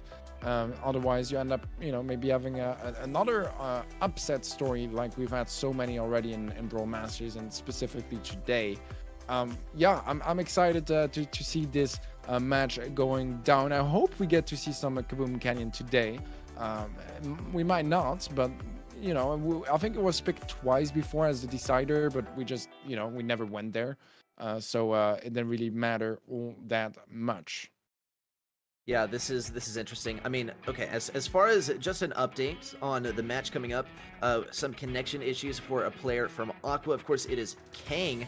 Kang, of course, being one of the star players of that roster and being recently picked up by Aqua, having some Wi-Fi issues. And of course, you know, everyone's been in that position where you see that big red Wi-Fi symbol appear on your screen, right? And sometimes it doesn't feel like there's much you can do to get rid of it, and sometimes it just goes away by itself. Hopefully that is the case for Aqua. Of course, you know, we can't advance on with the tournament until we have seen who is headed to the grand finals, whether it's going to be Aeis Gaming or whether it is going to be Aqua. But of course, yeah, we gotta have our players ready, though that is just a little bit of a status update as to what's going on in the background. Yeah, well, you know, sometimes there are going to be some technical difficulties. This seems to be the case right now for Aqua. Hopefully they get it sorted out soon enough so we can get into our games. Yeah, I feel like so far today, Bounty is probably the game where we saw the least. Have we seen any Bounty? Yeah, we saw it. Yeah, once, we did. I think. Yeah, we did. Snake Prairie, right? We saw it once.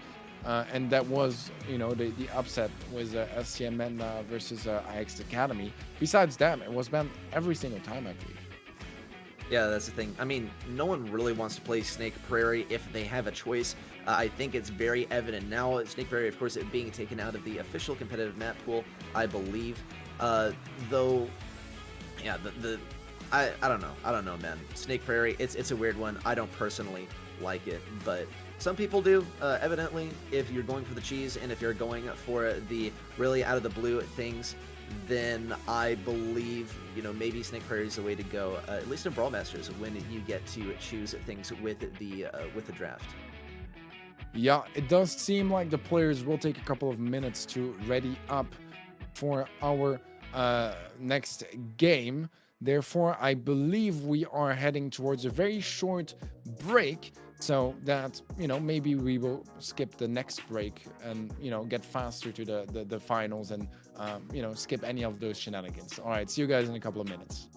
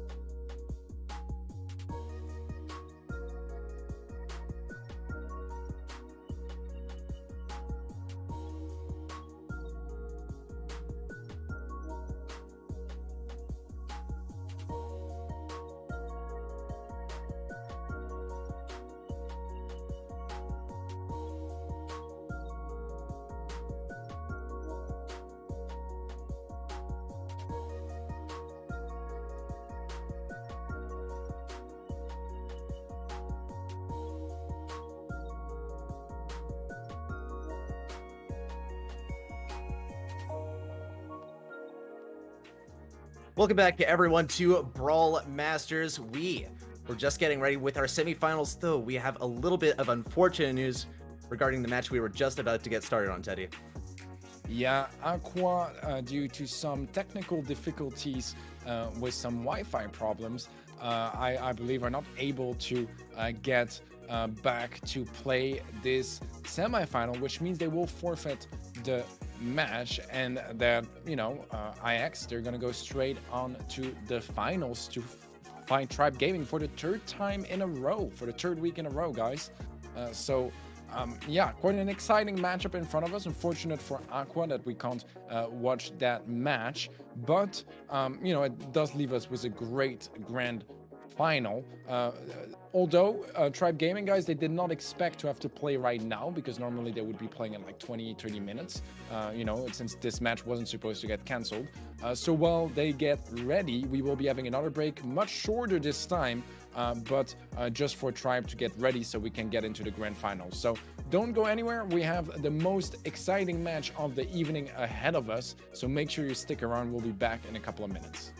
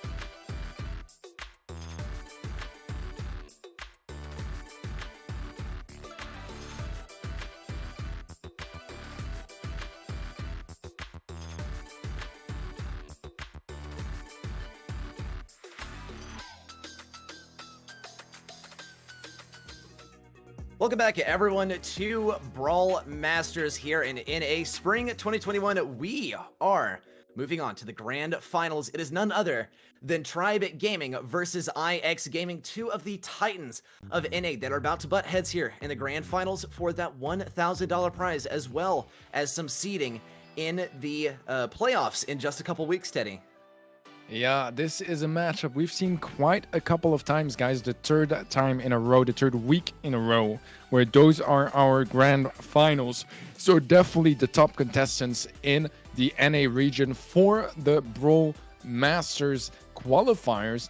Both teams also going straight up to the playoffs. That is already confirmed. They will be joined by Aqua and yeah, the fourth team that will qualify through the last chance qualifiers, right? The ban process has started. We see Gem Grab and Hot Zone banned by Aeis. Aqua going for the bounty ban and the Brawl Ball pick, so we'll see some backyard bolt. Heist on Kaboom Canyon is the pick from Aeis Gaming, and that leaves us with Nuts and Bolts in Siege as our decider. So we will see some Kaboom Canyon. I think Aeis listened and wanted to make me happy, so I appreciate them for that. And then Bell is the first ban for Aeis Gaming, joined by Crow and Stu for Aqua, and we're waiting for ban number 4. Oh, so we are seeing Aqua. Very interesting here. We do have the selection. Oh, it's not supposed to be Aqua, is it? I think that's a typo. I believe it is. I believe it is Tribe. Yeah, Tribe coming out here with the bans on Gem Grab and Hot Zone. Aeis Gaming coming out with the bounty ban. Yeah, no shenanigans here. Aeis Gaming selecting Backyard Bowl here, which is an interesting one. I wonder why Tribe is selecting Kaboom Canyon. They did have a strong performance on Nuts and Bolts, but perhaps they are more confident on Kaboom Canyon. But the bans as well, Tribe with the Bell and Gene bans. Aeis Gaming coming in with the Crow ban, as per usual, and the Stu ban. Okay, Stu ban, right? Okay, that makes sense. Crow ban, we have seen a lot of Crow, but like, this is something that Teddy said, right? Like, the Crow, you don't ban him, man. It's understood that you keep Crow in the mix, but hey, we've seen it in NA. The Crow ban is in play. Yeah, the Crow ban is real. Stu and Bell, I mean, they make a lot of sense. They're just heavy hitters, super strong at the moment. Gene, just the same. Although Gene, I feel like maybe not the most efficient ban, because it is decent in Backyard Bowl, but I wouldn't call it like the best brawler either. Yeah. In Kaboom Canyon, you're not going to see it. And in Nuts and Bolts, it is a good choice for sure, but that's the third set. So that's assuming you go all the way to set 3, right? Plus, I feel like Tribe have like a decent Gene as well, so not entirely sure if I would agree the most, but obviously, you know, those guys are the pros. I'm just here to talk, you know, crap about about their decision making. But yeah, it does leave stuff like Carl, Barley in the mix. Max, Sandy gonna be there as well, so I'm expecting some of that, especially later on. For Backyard Bolt specifically, I think that 8-bit is still one of the best mids. Now that Crow isn't there, and I think so far today, every time we watch Backyard Bowl, we did have a Crow, or most of the time. This does leave some opportunities for some throwers, especially Sprout, of course, just because it has a lot of range, and the walls can be so impactful in defense just as much as in offense. What else? Amber could be a good decision here, I think. It's a bit complicated. They banned a lot of good brawlers for Backyard Bowl, so I'm not entirely sure. Yeah, 8-bit and Sprout seems like really good choices to me. I feel like Amber is maybe the best third. Carl can be pretty decent as well, especially against Amber as well. It can kind of catch her off guard and just get straight into her face. I'm not sure what else. Do you have any other picks you're thinking of and that I may have forgotten? I mean, Lou seemed to work for Tribe, so True. I would not totally discount it. Right, it is a bit of an iffy one, and Tribe, it does look like they're trying to set themselves up on a level playing field here with Aeis Gaming. Tribe, they have a good Gene. Why would they ban Gene? Perhaps it is more of a matter of studying some past gameplay from Aeis to determine how they're going to set themselves up to play, right? They want to set up the match with the similar bans so that they can more accurately predict the sort of game that Aeis is going to be playing. Something that we see a lot from Aeis is they're able to get ahead of the enemy, and they're able to kind of predict what the enemy is going to play before that match starts. And perhaps Tribe is trying some of that here. They're going back, watching some film, making sure that they know their enemy pretty well. I'm sure that Tribe was betting on making it to the finals, so they were prepared to go up against the likes of Aeis or Stmn or Aqua here. So Aeis, of course, one of the ones that they're going to be prepared the most, given that Aeis is currently #1 in the NA as far as the BSC monthly finals. So that is perhaps why we see that. The Lu kind of came out of nowhere for Tribe, so it could work here. They were faced up against an opponent that was starting to threaten to take them down, so perhaps that's why they pulled out the Lu, and they could pull it out again. But no, actually, this time it is going to be a very standard match of Backyard Bull here. Second, of course, on that 8-bit like we discussed. Aeis, though, pulling out the characteristic Colonel Ruffs, and Cryingman now on the Mr. P.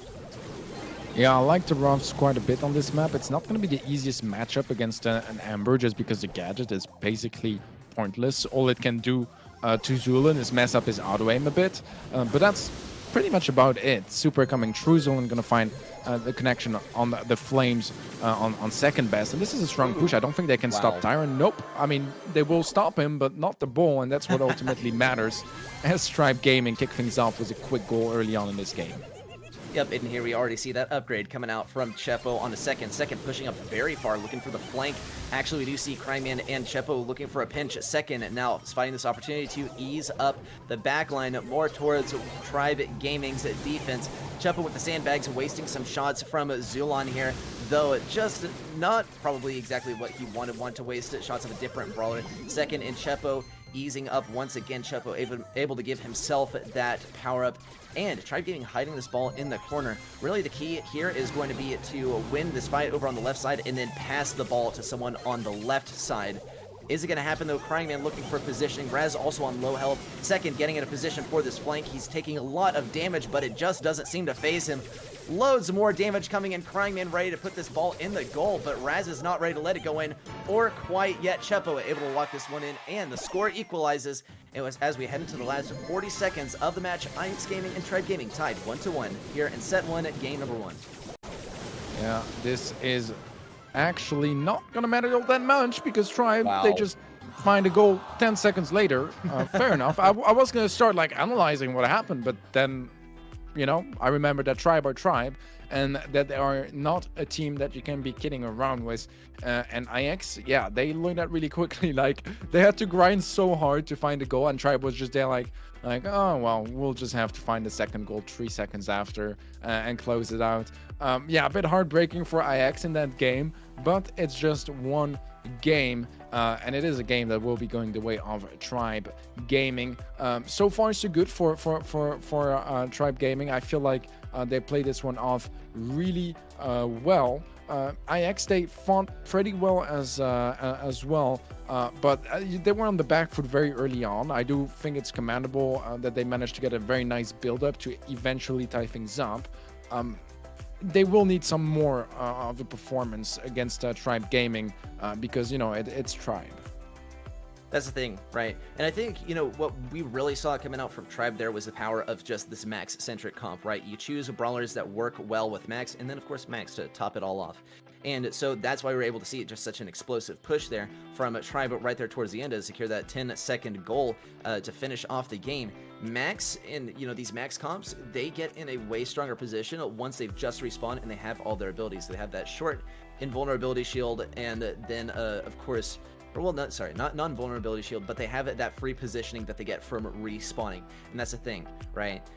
Once they're able to get up there, they get that free push up there, and they have the super ready to go, able just to run that one into the goal. It's not as easy as some make it look, but it's definitely a favorable position, and it's very strong to be in that position with that sort of composition, especially the Amber, right? I think is a really good accessory to Max here, just because she is able to get consistent damage against a lot of targets. She has that piercing shot, and she's able just to fire away, quite literally, holding down auto aim or whatever you really need. And once you're able to put that speed on her, she is just completely unstoppable unless you somehow manage to kill her.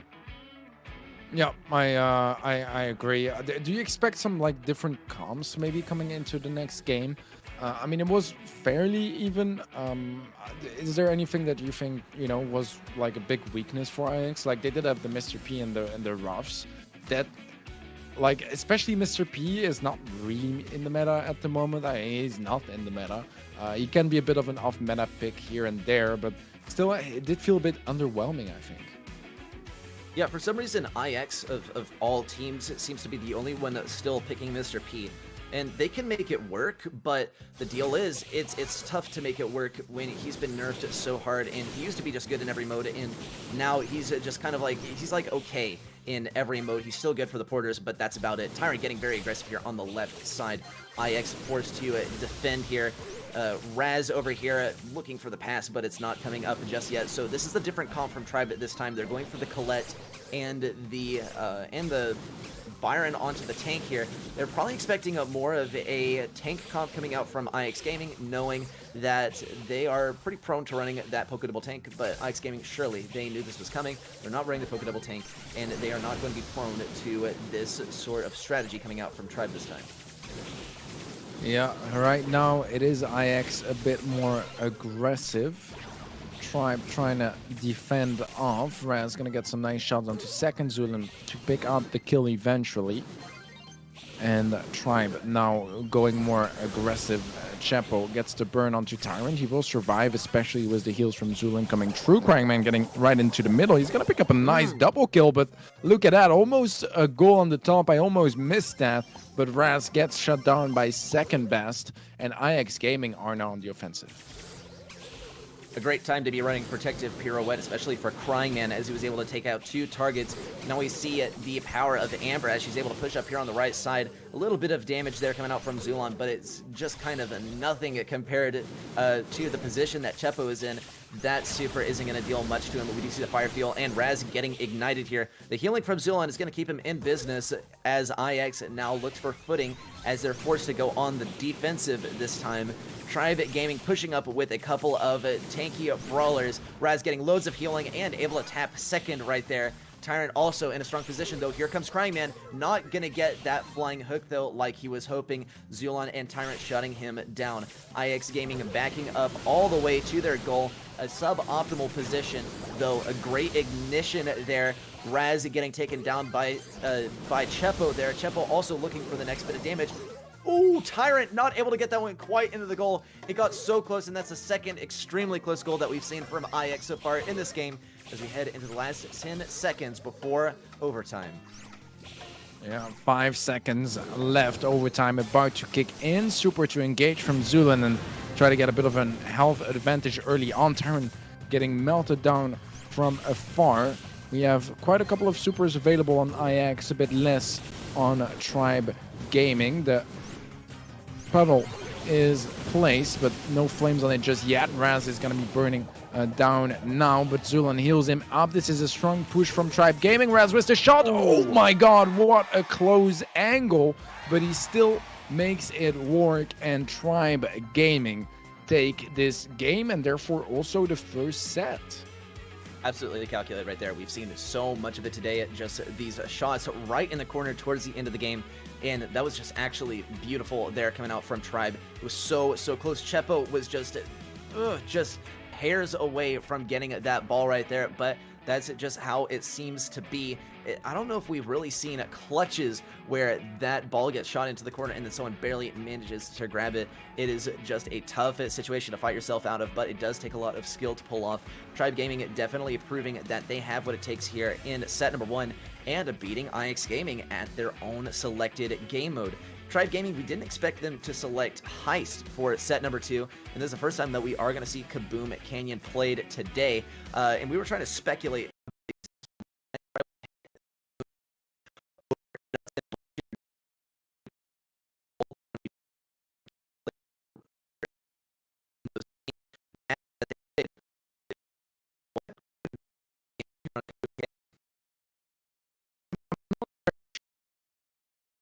Completely honest, I think that Colette is kind of a go-to, to be completely honest.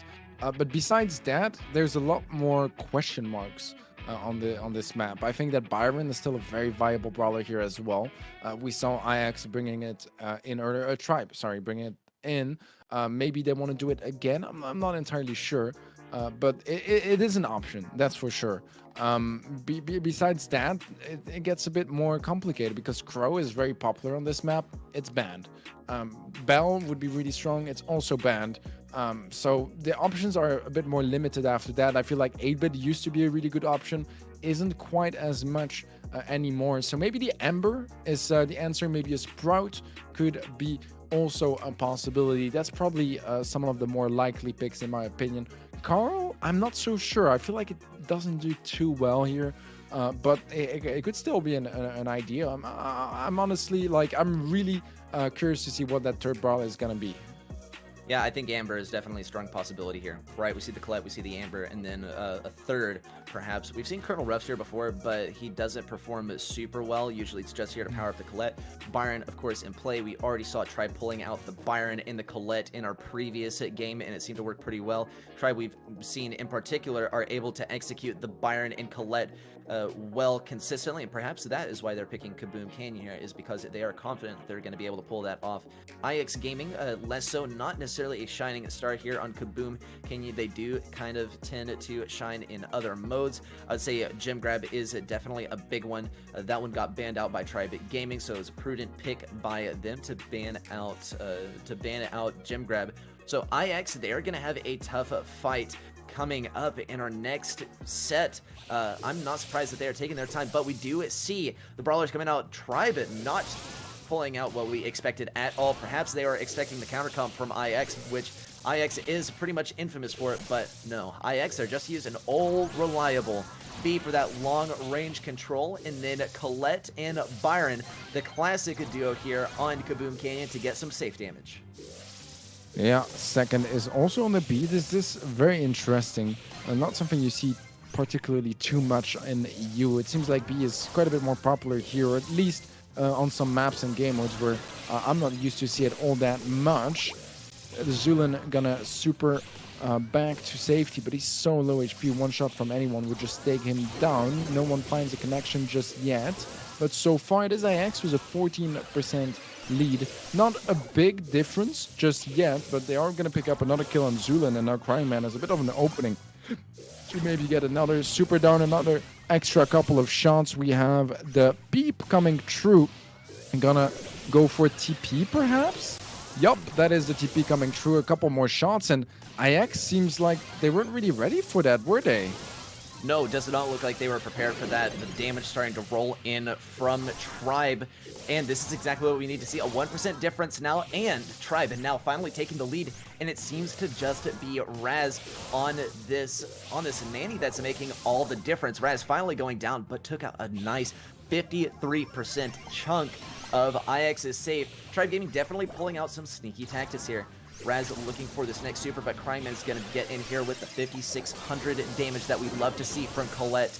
We do see the percentages equalizing out just a little bit. Tribe is still leading by 1%, but 1% is all the difference one needs in order to take a game. Tyrant looking for this kill, but second and Crying Man are just so elusive. Zulan looking for this kill, gets a kill on Crying Man, but Chepo now once again going to be able to chip away on this save. And the numbers are running it down. Aeis Gaming once again in the lead as we head to the last 20 seconds of the match. The big question is Aeis going to be able to keep control of mid? Second just barely outranges Zulan. 5,600 damage coming in from Aeis Gaming. Zulan trying to push up here, but it could be all for naught. The attempt to tank the Peep, and the Peep is going to be coming through. The teleport is imminent, but there's not enough damage coming in. Or is there?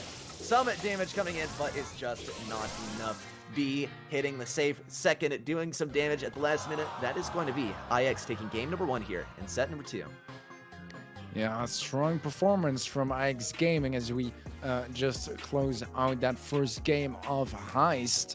I'm definitely not the most convinced by the comp from Tribe in this one. I feel like Piper didn't really work out that greatly. Nani, I mean, I don't want to discredit the Nani on Raz just because he did get like basically 100% of the damage that they got. It was from him, and it was a lot of damage. But I did feel like, you know, getting 2 peeps in the entire game does show that he was struggling during all the rest of the game to find any sort of value. So I do feel like it wasn't working out that well. Although, you know, who knows? Maybe with a Piper adjustment would be enough to just get her out and get something else instead. Maybe the Byron. Maybe I'm not so sure, to be honest. But I feel like Piper was the weak link, but I don't feel like the Nani was like insanely strong during most of the game. It got a lot of damage with the super, but is that gonna work 2 games in a row? I don't think so.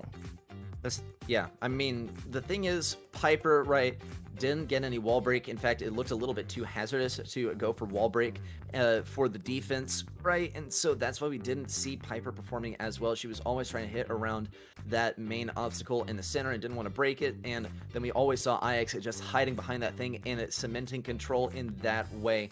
So that's the adaptation that I believe we're going to see. I mean, I completely agree with you on this one, Teddy. I think we're going to see the switch off of Piper probably more towards a Colette and Byron sort of approach, because Tribe, they've been really good at this in the past. They were probably just expecting the counter comp coming out from Aeis, and that's why they pulled off what they were doing right there.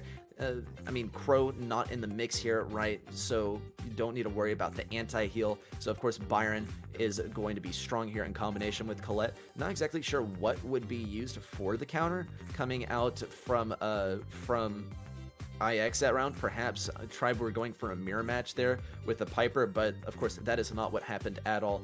Aeis Gaming perhaps making a educated guess as to what Tribe is going to run. We do see the Byron Colette coming out from Tribe, but the same comp that Tribe was using coming out from Aeis.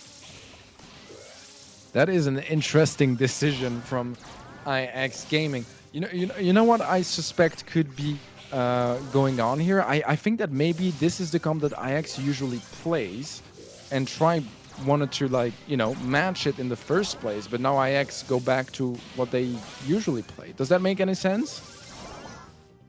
Yeah, I mean, I would have to say that's probably the best bet here. No damage coming in from either team on the safe just yet. Tribe definitely getting pushed back here. Aeis getting some damage on the safe. It's interesting to see that Aeis was able to best Tribe when running Tribe's comp they're running here. Well, it's a strange interaction. We do see Second coming in with the damage here, dealing some damage to the safe. Looked like Aeis was able to best Tribe using their classic strat this time, and Aeis now besting Tribe using their normal strat this time. The slow coming in. Chepo looking for this kill on Zulon. Zulon could actually get the kill here. Very low health. No one is going to snag that last tap on Zulon. Some damage coming in from Zulon, not going to connect there right at the edge of the range. Chepo getting taken down by Zulon, and Tribe now pushing up with this comp that is so strong. What they need to do is get Tyrant all over this safe. That is the win condition for them. The question is, are they going to be able to get Tyrant a super? Here comes the first super from Tyrant. He's just got to get himself in position. Really the main... Ooh, what on earth did I just watch?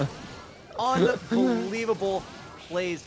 What did I just watch? Crazy predictions there from Aeis. This is a colossal brained strategy to defend against the Colette.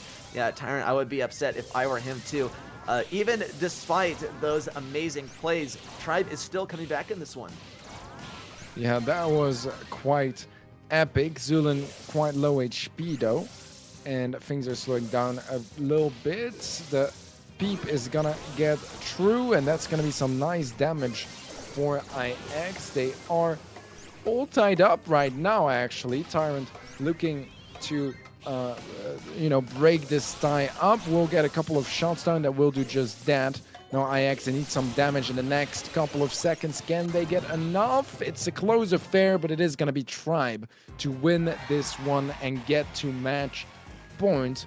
Man, what a confusing set so far. Both teams just swapping comps, and it seems like it's always the team with the Byron Colette Piper that ends up winning. I mean, there was no Piper, I believe, in the first game from Aeis, but still, pretty much still applies the same reasoning.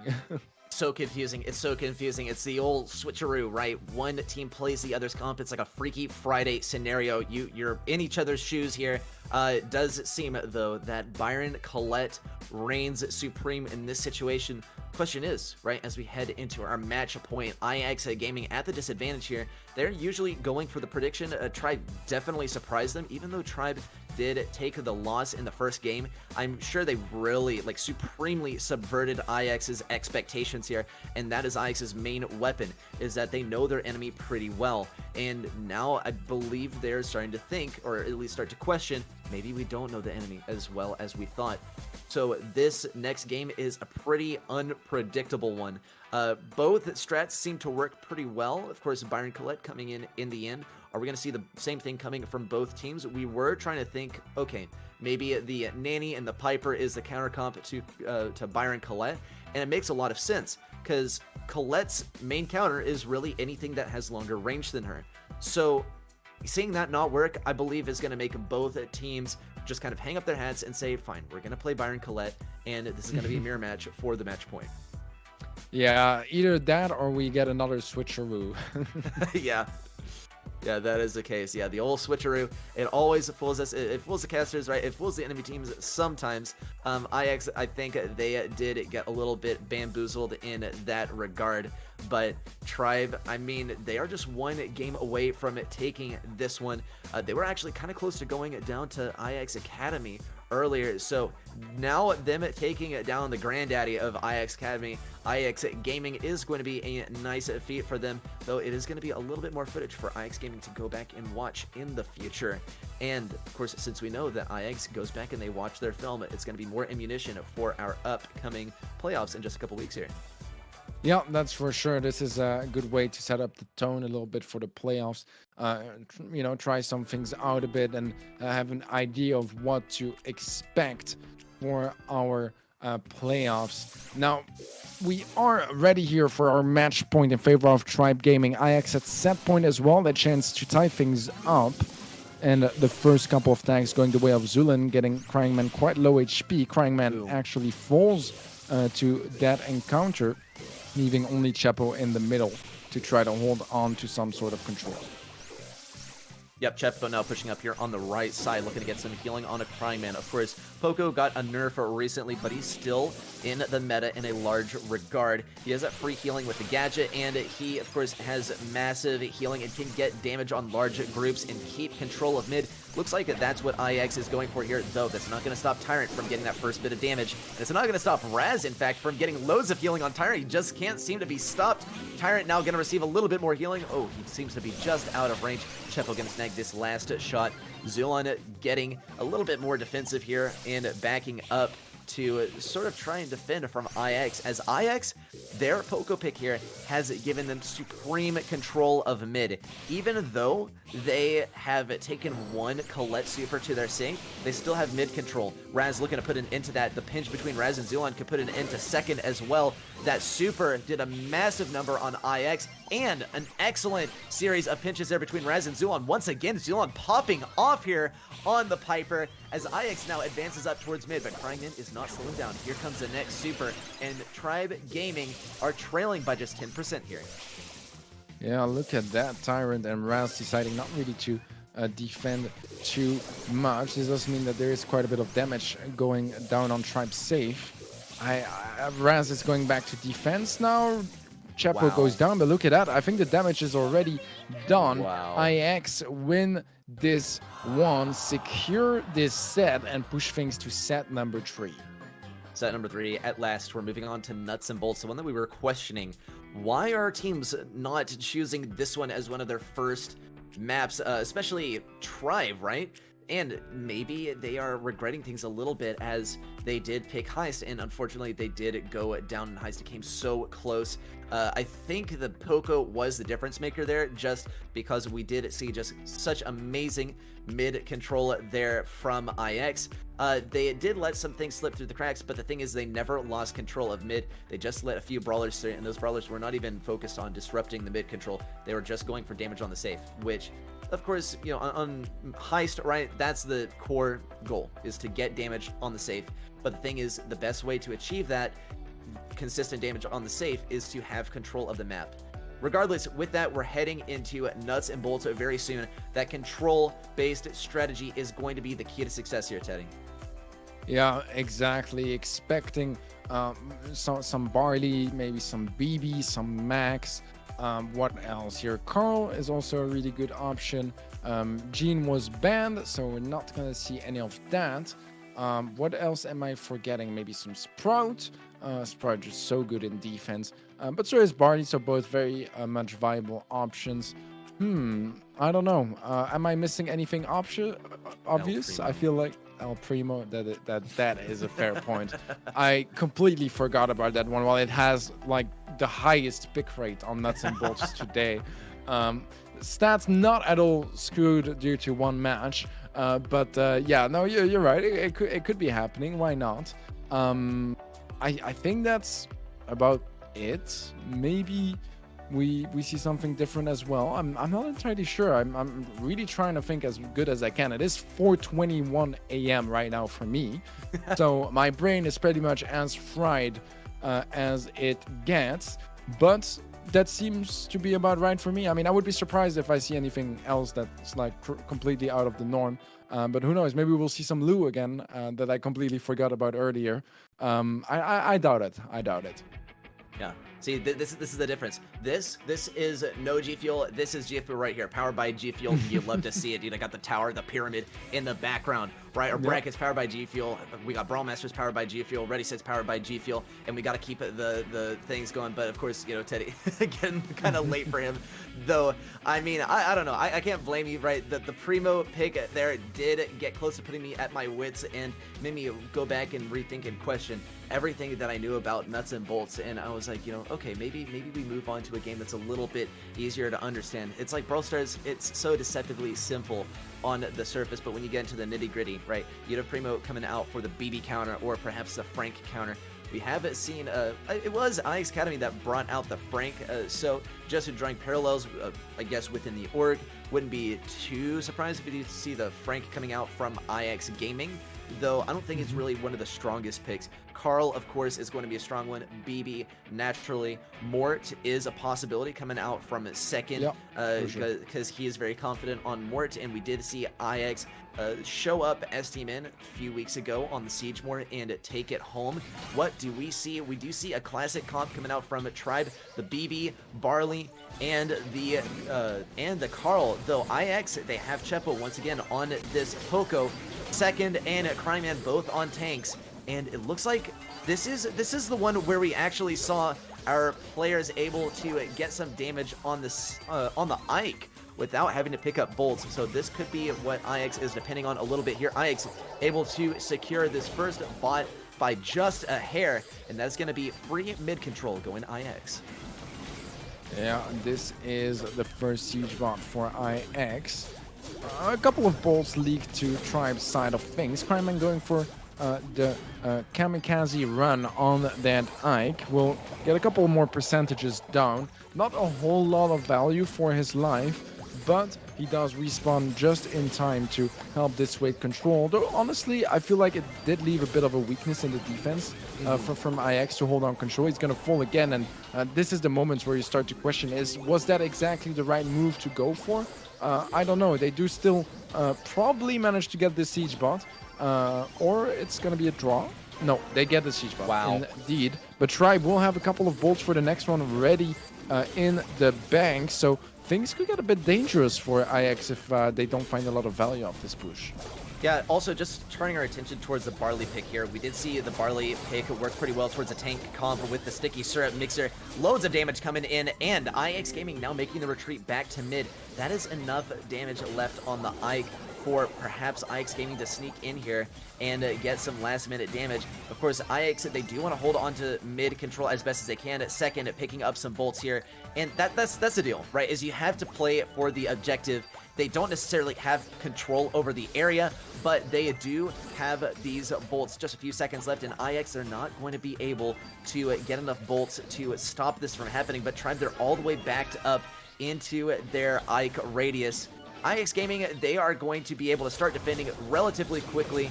Here comes Cryman dealing some damage to the bot. Wow, and over half of the damage coming in for the bot right off the bat. Only 27% remaining for Aeis's save. Is that going to happen? Tribe, of course, on 27%. That's a number that needs to be matched, and it's not happening.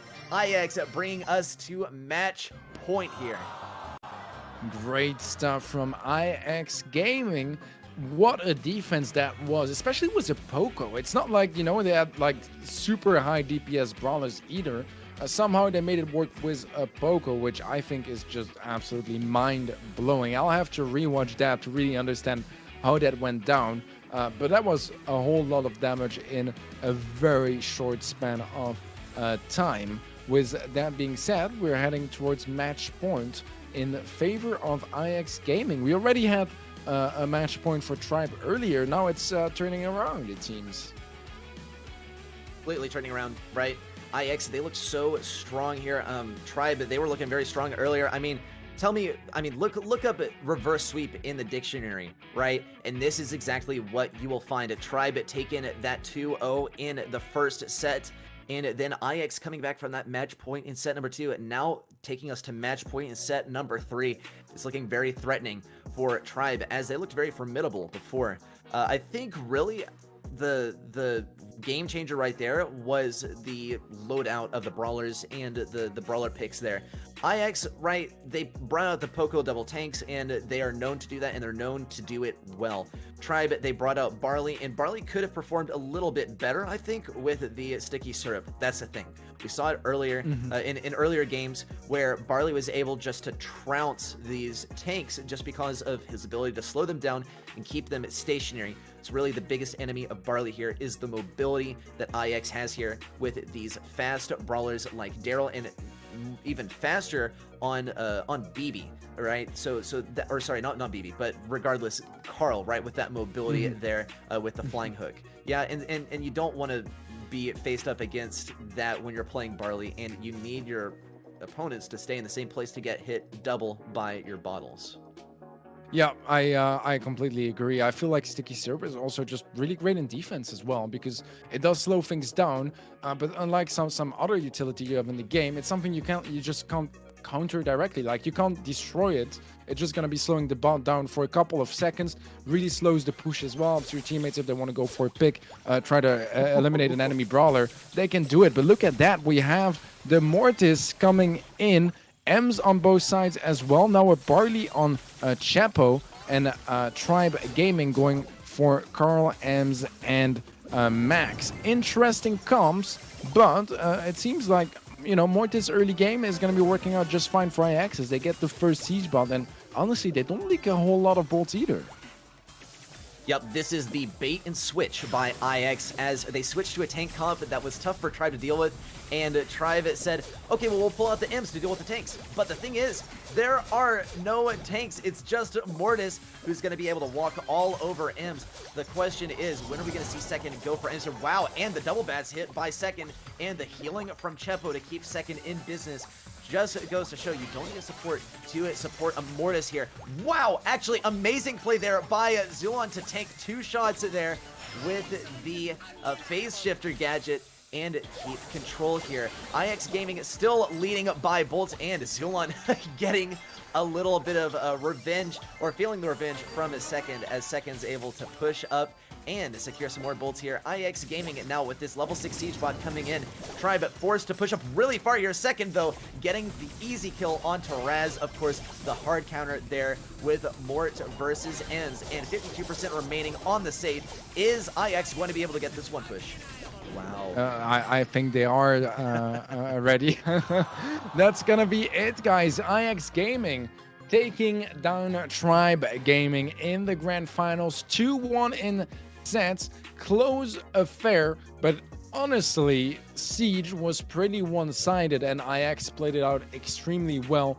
They were playing some mind games with the comps, were just outplaying them straight up in the game as well, and showed us a lot of strength. So we've had quite a couple of upsets today. I wouldn't quite call this an upset, although, you know, Aeis, they did lose for 2 weeks in a row against Tribe in the grand final. So now winning, changing the trends, that seems like what today is about. Yeah, a lot of unexpected results today. Tribe not going for the perfect run this time, as they lost their first match in the entire Brawl Masters, which, you know, is quite an achievement, to be completely honest, to have gone this far. And Aeis Gaming, I mean, you know, they're the ones to take them down. So absolutely amazing performance from them today. They look really strong at the moment, and I think you're right, and we've been talking about this for a couple of weeks now, but it seems like in North America, we are, you know, the distance, the gap of skill between the teams is getting slimmer and slimmer, and every single match is getting more and more competitive. We have our bracket ready, guys. This is how today went down. Ready? Why don't you run us through it? Yeah, of course, our second place finalists, we have Tribe Gaming. They started off on the left side of the bracket there versus Please No Tribe. And I'm sorry, Please No Tribe, even if it's a few hours late, but they ended up going up against Tribe. Then they went on to face Destiny Esports and then Aeis Academy. And as Teddy would say, a close affair for sure. It was very close. They went to the finals, though. Aeis Gaming, they started off in the round of 16, moved on to the quarterfinals versus Gallant Esports, took down Gallant and moved over to their fight against Aqua, which was not really much of a fight. Unfortunately, it was a forfeit, but Aeis Gaming just is proving here in the finals that, man, okay, we would have won that semifinals match anyway, taking that dub against Tribe Gaming in the grand finals. You love to see it for anyone on either side of that last match. Let's take a look at our leaderboard. Stmn, unfortunately, barely taken out of the top 3. They will have the chance to come back in the last chance qualifier next week, but they will have to face off once again against Aeis Academy if Aeis Academy doesn't get taken out earlier on in that tournament bracket. Of course, number 1 here in the leaderboard, Tribe Gaming. Even though they got taken down by Aeis Gaming today, they are still number 1 seed. Aeis Gaming second seed here with 39 points, and Aqua looking very clean with a 30-point total. Just look at how clean cut this is. I mean, it does appear that there are a top 4 teams, and then everyone else is just pretty much clamoring for those 12-point spots. It's without a doubt a top 4 team world here in NA.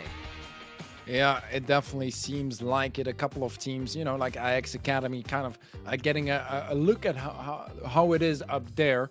Weren't quite able to go far enough, unfortunately, for them. But it does show that, you know, all those teams with 12, 16, 20 points, they can look back and say, like, yeah, if we had one of the 3 weeks going a bit better, with a bit of a pop-off, we would have been, you know, at least in the possibility to qualify. So the gap is closing, and it's making every single match more and more exciting for us to watch as the results starts to be just a little bit less predictable, with more and more upsets. So yeah, super excited about that. Ready, do you have any closing remarks before we end the day? Yeah, well, of course, y'all are gonna want to make sure that you stay updated with Brawl Masters, because we are in pretty far into the tournament, but it's not even close to over. We've just passed the halfway point, and it's not even necessarily going downhill. In fact, things are just beginning to ramp up. Our next qualifier is going to be coming next week. We have EU next Thursday for the last chance qualifier. The first place winner of that qualifier will get the 4th invitation to the playoffs, which are going to be in a couple weeks.